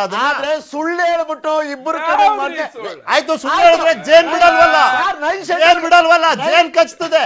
ನಾನ್ ಹೇಳೋದು ಜೇನು ಕಚ್ತದೆ. ಆಯ್ತು ಸರ್, ಫ್ರೀಡಂ ಪಾರ್ಕ್ ಅಲ್ಲಿ ಆಯ್ತಾಯ್ತು ಅಲ್ವಾ, 9 ಶೆಡ್ಯೂಲ್ ಸೇರ್ಸಿದ್ರೇನ್ರಿ? ಸುಳ್ಳು ಯಾಕೆ ಹೇಳ್ರಿ ಜನಕ್ಕೆ? ಆಯ್ತು, ಈಗ ಒಂದ್ ನಿಮಿಷ, ಯಾವಾಗ ಸೇರಿಸ್ತೀನಿ ಅಂತ ಸ್ವಾಮಿಗಳು ಕೇಳ್ತಾ ಇದ್ದಾರೆ. ಒಕ್ಕಲಿಗ ಸಮುದಾಯ 23ನೇ ತಾರೀಕು ಗಡುವು ಕೊಟ್ಟಿದೆ. 23ನೇ ತಾರೀಕು ಗಡುವು ಕೊಟ್ಟಿದೆ. ಒಕ್ಕಲಿಗ ಸಮುದಾಯ ಕೂಡ ಕುಮಾರ್ ಅವರ ಪ್ರಶ್ನೆ ಪೂರ್ವವಾಗಿ ನನಗೆ ಬಹಳ ಡೀಸೆಂಟ್ ಆಗಿ very quietly last moment sir, I have 2 minutes ಅಂತವಾಗಿ ಒಬ್ರಾಗೊಬ್ರು ಮಾತಾಡಿದ್ದೆ. ಏನು ಇಲ್ಲ ನಾನು ಕೇಳ್ತಾ ಇರೋದು, ಈಗ ಇವ್ರು ಮಾಡಿದ್ದಾರಲ್ಲಪ್ಪ, ಇವ್ರು ಬಹಳ ಹೇಳ್ಕೊಳ್ತಾರೆ, ಮಾಡಿದ್ವಿ ಮಾಡಿ ಸಂತೋಷ, ಜನಗಳು ಒಳ್ಳೇದಾಗ್ಲಾಯ್ತು. ನಾನು ಕೇಳೋದು, ನಿಮ್ಮ ಕೇಂದ್ರದ ಸಚಿವರುಗಳು ಪಾರ್ಲಿಮೆಂಟಲ್ಲಿ ಕೇಳಿದ ಪ್ರಶ್ನೆಗೆ ನಮ್ಮ ಮುಂದೆ ಯಾವ್ದು ಪ್ರಪೋಸಲ್ ಇಲ್ಲ ಅಂತ ಹೇಳಿದ್ರಲ್ಲಪ್ಪ, ಏನ್ ಕನ್ಫ್ಯೂಷನ್ ಇದು? ಯಾಕೆ ಹಿಂಗಿದು? ಯಾವ್ದ್ರ ಬಗ್ಗೆ? 50% ಇಂದ ಜಾಸ್ತಿ ಮೀಸಲಾತಿ ಬರತಕ್ಕಂಥ ವಿಚಾರಗಳು ನಮ್ಮ ಸರ್ಕಾರದಲ್ಲಿ ಕೇಂದ್ರ ಸರ್ಕಾರದ ಮುಂದೆ ಇಲ್ಲ ಅಂತ ಹೇಳೋದಾದ್ರೆ, ಕೇಂದ್ರ ಯಾಕಂದ್ರೆ ಡಬಲ್ ಇಂಜಿನ್ ಸರ್ಕಾರ ಅಲ್ವಾ, ನೀವೇನೇ ಮಾಡಿದ್ರು ಹೈಕಮಾಂಡ್ ನ ಕೇಳಿ ಮಾಡೋರು. ಯಾಕೆ ಇರುತ್ತೆ, ಸಮನ್ವಯ ಜಾಸ್ತಿ ಇದೆ ಅಂತೇಳಿ ನಾವು ಕಾಯ್ಕೊಂಡಿದ್ವಿ, ನಿಮ್ಗೆ ಸಪೋರ್ಟ್ ಮಾಡಿದ್ವಿ, ರಾಜ್ಯಕ್ಕೆ ಒಳ್ಳೇದಾಗ್ಲಿ ಅಂತ. ಆದ್ರೆ ಅಲ್ಲಿ ಹೇಳ್ತಾರೆ, ಒಂದು ಪ್ರಶ್ನೆ ಕೇಳಿದಾಗ ನಾವು 50% ಮೀರಿ ಮೀಸಲಾತಿ ಕೊಡ್ತಕ್ಕಂಥ ಯಾವ ಪ್ರಸಂಗಗಳು ನಮ್ಮ ಮುಂದೆ ಇಲ್ಲ ಅಂತ ಹೇಳಿ ಹೇಳಿಕೆ ಯಾವ ಕನ್ಫ್ಯೂಷನ್ ಮಿಸ್ಟರ್ ಮೋಹನ್ ಅವರು ಹೇಳಿ. ಇಲ್ಲಿ ಏನಾಯ್ತು ಸರ್, ನೀವು ಕ್ಲಾರಿಫೈ ಮಾಡಿ. ಎರಡು ಪ್ರಶ್ನೆ ಆಯ್ತಾ ಮೋಹನ್ ಅವರೇ, ಎರಡು ಪ್ರಶ್ನೆ. ಒಂದು, EWS ನ ತರೋದ್ರಿಂದ ಇಂದಿರಾ ಸಾಹ್ನಿ ವರ್ಡಿಕ್ಟ್ ಏನಿತ್ತು, ಆ ಆದೇಶ ಏನಿತ್ತು, ಅದನ್ನ ಉಲ್ಲಂಘನೆ ಅಂತೋದಾದ್ರೆ ಉಲ್ಲಂಘನೆ, ಅದನ್ನ ಮೀರಿದ್ದಾಯ್ತು. ಅಮೆಂಡ್ಮೆಂಟ್ ತಂದ್ರು ನೋಡಿ, ದೇ ಬಾಟ್ ಅಮೆಂಡ್ಮೆಂಟ್ ತಂದ ಮೇಲೆ EWS ತಂದಿದ್ದು, ಆಮೇಲೆ ಸುಪ್ರೀಂ ಕೋರ್ಟ್. ಇವಾಗ 50% ಮೀರೋದಿಲ್ಲ ನಾವು ಅಂತ ಹೇಳಿ ವಿಚಾರ 3 to 7. ಒಂದ್ ನಿಮಿಷ ಕುಮಾರ್ ಅವರೇ, ನಾನು ಅದನ್ನೇ ಮುಂದೆ ಇಲ್ಲ ಅಂತ ಹೇಳ್ಬಿಟ್ಟವ್ರೆ. 15 to 17, 3 to 7, 6% ಇನ್ಕ್ರೀಸ್ ಆಯ್ತು. ಇದನ್ನ ಕೇಂದ್ರದಿಂದ ನಾವು ಕೇಂದ್ರದ ಅನುಮೋದನೆ ಮಾನ್ಯತೆ ಪಡೆದಿದ್ದೀವ ನೋಡಿ, ಪ್ರಕ್ರಿಯೆ ನೋಡಿ ಒಂದ್ ನಿಮಿಷ. ಈ ಮೀಸಲಾತಿ ವಿಚಾರದಲ್ಲಿ ಶೆಡ್ಯೂಲ್ ಕ್ಯಾಸ್ಟ್ ವಿಚಾರದಲ್ಲಿ ಆಗ್ಬೋದು 15ರಿಂದ 17, ಶೆಡ್ಯೂಲ್ ಟ್ರೈಬ್ ವಿಚಾರದಲ್ಲಿ 3ರಿಂದ 7% ಆಗ್ಬೋದು, ಮತ್ತೆ ತಿರ್ಗಾ EWS ನಲ್ಲಿ ಎಷ್ಟು ಬರುತ್ತೆ ಅಂತ ಹೇಳೋದಾಗ್ಬೋದು, ಮತ್ತೆ ಈಗ ಮಧ್ಯಂತರ ವರದಿ ಇಟ್ಕೊಂಡು ಲಿಂಗಾಯತರ ವಿಚಾರದಲ್ಲೂ ಆಗ್ಬೋದು. ಓಕೆನಾ? ಈಗ ತಗೊಂಡ್ರೋ ನಿರ್ಧಾರಗಳೆಲ್ಲ ನೋಡಿ, ಎಷ್ಟು ದಿವಸ ಆಗಿದೆ ನಿಖಿಲ್ ಇದೆಲ್ಲ ತಗೊಂಡು? ಎಷ್ಟು ದಿವಸ ಆಗಿದೆ? 1 ತಿಂಗಳಾಗಿದ್ಯಾ, 2 ತಿಂಗಳಾಗಿದ್ಯಾ? ಅದಕ್ಕಿಂತ ಜಾಸ್ತಿ ಆಗಿಲ್ಲ ತಾನೆ. ಅಷ್ಟೇ ತಾನೇ ಆಗಿರೋದು. ಏನ್ ನಮಗೂ ಸಮಯ ಬೇಡವಾ ನಾವು ಇದ್ ಮಾಡ್ಕೊಂಡು? ನನಗೆ ಇವರು ಯಾರು ಹೇಳ್ರಿ, ಕಾಂಗ್ರೆಸ್ ಅವ್ರಿಗೆ 5 ವರ್ಷ ಅಧಿಕಾರದಲ್ಲಿ ಇದ್ರೂನು ಸಮಯ ಸಾಕಾಗಲ್ಲ. 60 ತಿಂಗಳು ಆದ್ರೂ ಇವ್ರ ಕೇಳಿ ಮಾಡಕ್ ಆಗ್ಲಿಲ್ಲ. ನಾವು ಮಾತ್ರ ಬಂದ್ಬಿಟ್ಟು 2 ತಿಂಗಳಲ್ಲೇನೆ ಶೆಡ್ಯೂಲ್ 9 ಸೇರಿಸ್ಬಿಡ್ಬೇಕು. ಇವ್ರಂತ ಬಿಡಿ, ಇವ್ರಿಗೆ ಅಧಿಕಾರನೇ ಕೊಡಲ್ಲ ಜನ. 12 ತಿಂಗಳು 13 ತಿಂಗಳು ಆ ಕಡೆ ಈ ಕಡೆ 12 ತಿಂಗಳು 13 ಬಗ್ಗೆ ಉಸಿರೇ ಇರೋದಿಲ್ಲ. ಅರ್ಥ ಆಯ್ತಲ್ಲ? 60 ತಿಂಗಳು ಸಮಯ ಇದ್ರೂ ಇವ್ರ ಕೈಯಲ್ಲಿ ಮಾಡಕ್ ಆಗ್ಲಿಲ್ಲ. ನಾವು ಬಂದ ತಕ್ಷಣ ಒಂದು ವಿಷಯ ಅಂತೂ ನಿಜ, ಇವತ್ತಿನ ದಿನ ಕಾಂತರಾಜ್ ಆಯೋಗದ ಆ ಜಾತಿ ಗಣತಿ ವರದಿಯನ್ನ ಕಾಂಗ್ರೆಸ್ ಅಲ್ಲ, ನಿಮಗೂ ಅವಕಾಶ ಇತ್ತು ಅಂತೀನಿ. ಸಮ್ಮಿಶ್ರ ಸರ್ಕಾರ ಬಂದ್ರಿ, ನೀವು ಮಾನ್ಯತೆ ತಂದು ಬಿಡಿ. ನಾಗರಾಜ್ ಸರ್ ಮಾತಾಡಿ. ನಾನು ಹೇಳಿದ್ದೀನಿ ಬಿಡಿ. ಕಾಂತರಾಜ್ ವರದಿಯವರು ಸಿದ್ದರಾಮಯ್ಯ ಸರ್ಕಾರ ಅಧಿಕಾರದಲ್ಲಿರುವಾಗ ಸಬ್ಮಿಟ್ ಮಾಡಿರಲಿಲ್ಲ. First point. ಸಮ್ಮಿಶ್ರ ಸರ್ಕಾರದಲ್ಲಿ ಕೊಟ್ಟರು, ಆಯ್ತಾ? ಹೇಳಿ, ಅದಕ್ಕೆ ನೇತೃತ್ವ ವಹಿಸಿದ ಕುಮಾರಸ್ವಾಮಿ ಅವರು ಅದಕ್ಕೆ ಒಪ್ಪಲಿಲ್ಲ, ಸ್ವೀಕಾರವನ್ನು ಮಾಡಲಿಲ್ಲ. ಇವತ್ತವರೆಗೂ ಬಿಜೆಪಿಯವರು ಸ್ವೀಕಾರ ಮಾಡಲ್ಲ. ಅದು ಸೈಡ್ಗಿರಲಿ. ವಿಚಾರ ಬಂದಿರತಕ್ಕದ್ದು SC/ST ಬಗ್ಗೆ ಬಹಳ ಪ್ರೀತಿ ವಿಶ್ವಾಸ ತೋರಿಸ್ತಾ ಇದ್ದಾರೆ. ಮೀಸಲಾತಿ ವಿರೋಧಿಗಳು ಇವತ್ತು ತೋರಿಸ್ತಾ ಇರ್ತಕ್ಕಂಥದ್ದು ಬಹಳ ಸ್ವಾಗತಾರ್ಹ ವಿಷಯ. ಅಟ್ಲೀಸ್ಟ್ ಈಗಲಾದರೂ SC/ST ಬಗ್ಗೆ ಗೌರವ ಬಂದಿದೆ. ನಾಗಮೋಹದಾಸ್ ಕಮಿಟಿನ ರಚನೆ ಮಾಡಿದವರು ಯಾರು? ಕಾಂಗ್ರೆಸ್ಸಿನ ಆಶಯದೊಂದಿಗೆ ಸಮ್ಮಿಶ್ರ ಸರ್ಕಾರ ಇರಬೇಕಾದ್ರೆ 2010 ಕಮಿಟಿ ರಚನೆ ಮಾಡಿದವರು ನಾವು. ಒಂದು ನಿಮಿಷ, 2020 ರಿಪೋರ್ಟ್ ಕೊಡ್ತಾರೆ. 2 ತಿಂಗಳಲ್ಲ ಸ್ವಾಮಿ, 2.5 ವರ್ಷಗಳ ಟೈಮ್ ಕೊಟ್ಟಿದ್ದೀವಿ ನಾವು. ಅದನ್ನ ಸ್ವೀಕಾರ ಮಾಡಿ ಅದು ಅನುಷ್ಠಾನಗೊಳಿಸಕ್ಕೆ ಆಗದೆ ಇರೋರು ಇವತ್ತೇನು ಕಿರ್ಚಾಡ್ತಾ ಇದ್ದಾರೆ ನೀವು? ಯಡಿಯೂರಪ್ಪ ಮುಖ್ಯಮಂತ್ರಿ ಇದ್ದಾಗ ರಿಪೋರ್ಟ್ ಸಬ್ಮಿಟ್ ಆಗಿರುವಂತದ್ದು. ಈಗ ಬಸವರಾಜ್ ಎಷ್ಟು ವರ್ಷ ಆಯ್ತು? 1 ವರ್ಷ ಆಯ್ತು. 2 ವರ್ಷ ಆಯ್ತು. 2020 ಕೊಟ್ಟಿರೋ 1 ನಿಮಿಷ, 2020 ಕೊಟ್ಟಿದ್ದ ರಿಪೋರ್ಟ್ 2 ತಿಂಗಳ ಮಾತಲ್ಲ, ಅದು 2 ವರ್ಷಗಳ ಮಾತು. 2.5 ವರ್ಷಗಳ ನೀವು ಸೀಟ್ ಕೆಳಗಡೆ ಹಾಕೊಂಡು ಕುತ್ಕೊಬಿಟ್ಟು ಇವತ್ತು ನಮ್ಮ ಕಾಂಗ್ರೆಸ್ನ ಒತ್ತಡದಿಂದಾಗಿ, ಸಮುದಾಯದ ಒತ್ತಡದಿಂದಾಗಿ ನೀವು ಮಡಿಲೇಬೇಕಾಯ್ತು.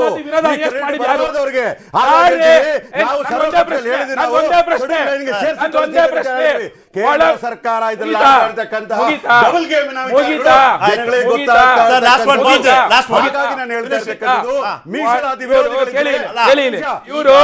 ಸದಾಶಿವ ಆಯೋಗ ಅದು ಬಿಜೆಪಿ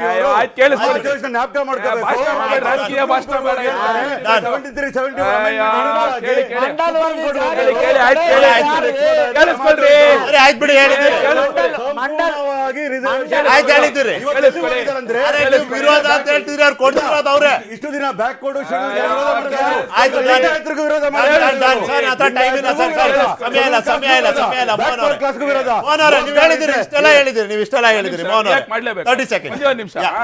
ಸದಾಶಿವ ಆಯೋಗದ ವರದಿ ಬಗ್ಗೆ ಇಷ್ಟಿಷ್ಟು ಉದ್ದ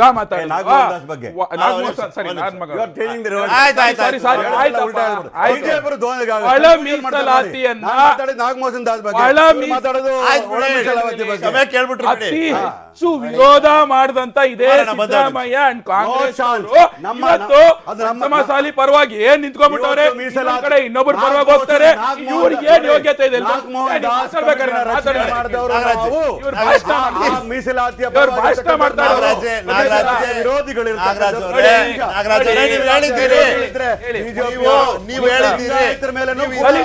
ದಲಿತರ ವಿಚಾರದಲ್ಲಿ ನೋಡಿ, ದಲಿತರ ವಿಚಾರದಲ್ಲಿ ಈ ದೇಶದಲ್ಲಿ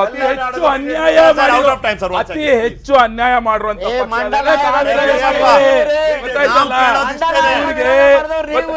ಪರಮೇಶ್ವರ್ನ ಸೋಲ್ತಾರೆ, ಒಂದ್ ಕಡೆ ಶ್ರೀನಿವಾಸ ಪೂಜಾರಿ ಮನೆಗೆ ಬೆಂಕಿ ಹಚ್ಚಿಸ್ತಾರೆ. ಕುಮಾರ್ ಅವರೇ ಮೊದಲನೇ ಬಾರಿಗೆ ಬಂದಿದ್ದೀರಿ, ಬಹಳ ಜೋರ್ ಚರ್ಚೆನೆ ಆಗೋಯ್ತು. ಕ್ಷಮಿಸ್ಬಿಡಿ, ಒಂದೇ ನಿಮಿಷ ಸರ್. ನೀವು ಪ್ರಶ್ನೆ ಕೇಳಬಾರ್ದು, 30 ಸೆಕೆಂಡ್ ನೀವು ಸ್ಟೇಟ್ಮೆಂಟ್ ಮಾಡಿ.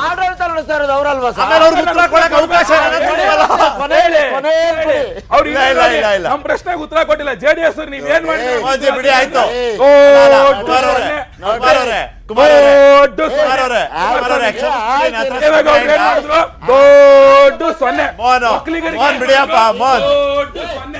ನಾಗರಾಜ್ ಅವರೇ ಧನ್ಯವಾದ ನಿಮ್ಮ ಸಮಯಕ್ಕಾಗಿ. ಕುಮಾರ್ ಅವರೇ ಧನ್ಯವಾದ ನಿಮ್ಮ ಸಮಯಕ್ಕಾಗಿ. ಮೋಹನ್ ಅವರೇ ಧನ್ಯವಾದ ನಿಮ್ಮ ಸಮಯಕ್ಕಾಗಿ. ನಾವ್ ಹೇಳೋದಿಷ್ಟೇ, ಅರ್ಹತೆ ಸಮಾನತೆ ಅನ್ನೋದು ಒಟ್ಟಿಗೆ ಇರಬೇಕು. ಅರ್ಹತೆ ಮತ್ತೆ ಸಮಾನತೆ ಒಂದಕ್ಕೊಂದು ವಿರುದ್ಧ ಆಗೋದ್ರೆ ಸಮಾಜದ ಮೇಲೆ ಯಾವ ರೀತಿಯ ನಿಜವಾದ ನಕಾರಾತ್ಮಕ ಪರಿಣಾಮ ಬೀರುತ್ತೆ ಅನ್ನೋದನ್ನ ನಮಗೆ ನಾವು ಪ್ರಶ್ನೆ ಕೇಳ್ಕೋಬೇಕು. ಸಮುದಾಯದ ನಡುವೆ ಒಂದು ಸಾಮರಸ್ಯ ಇರಬೇಕು, ವೈಷಮ್ಯ ಬೆಳೆಸೋದಲ್ಲ. ಮುಖ್ಯವಾಹಿನಿಗೆ ತಂದು ವಂಚಿತರಿಗೆ ಅವಕಾಶ ಕೊಡೋದೇ ಉದ್ದೇಶ ಆದ್ರೆ ಅದನ್ನ ಕೂಡ ವೈಜ್ಞಾನಿಕವಾಗಿ ಒಂದು ಪಕ್ವತೆ ಉಳ್ಳ ಪ್ರಕ್ರಿಯೆಯನ್ನ ಜಾರಿಗೊಳಿಸಿ ಮಾಡಬೇಕು. ಕಾನೂನಾತ್ಮಕ ಪರೀಕ್ಷೆಯನ್ನ ಗೆಲ್ಲೋ ಅಂತ ಸಾಧ್ಯತೆಗಳನ್ನ ಸರ್ಕಾರ ತನ್ನ ನಿರ್ಧಾರದ ಜೊತೆ ಉಳಿಸ್ಕೋಬೇಕು. ನನ್ನ ಹತ್ರ ಇವತ್ತು ಸಮಯ ಇದ್ದಿದ್ದಿಷ್ಟೇ. ನೋಡಿದ್ದಕ್ಕಾಗಿ ಧನ್ಯವಾದ. ನೋಡ್ತೀರಿ ನ್ಯೂಸ್ 18. ಜಾಲ ನಮ್ಮದು, ಬಲ ನಿಮ್ಮದು.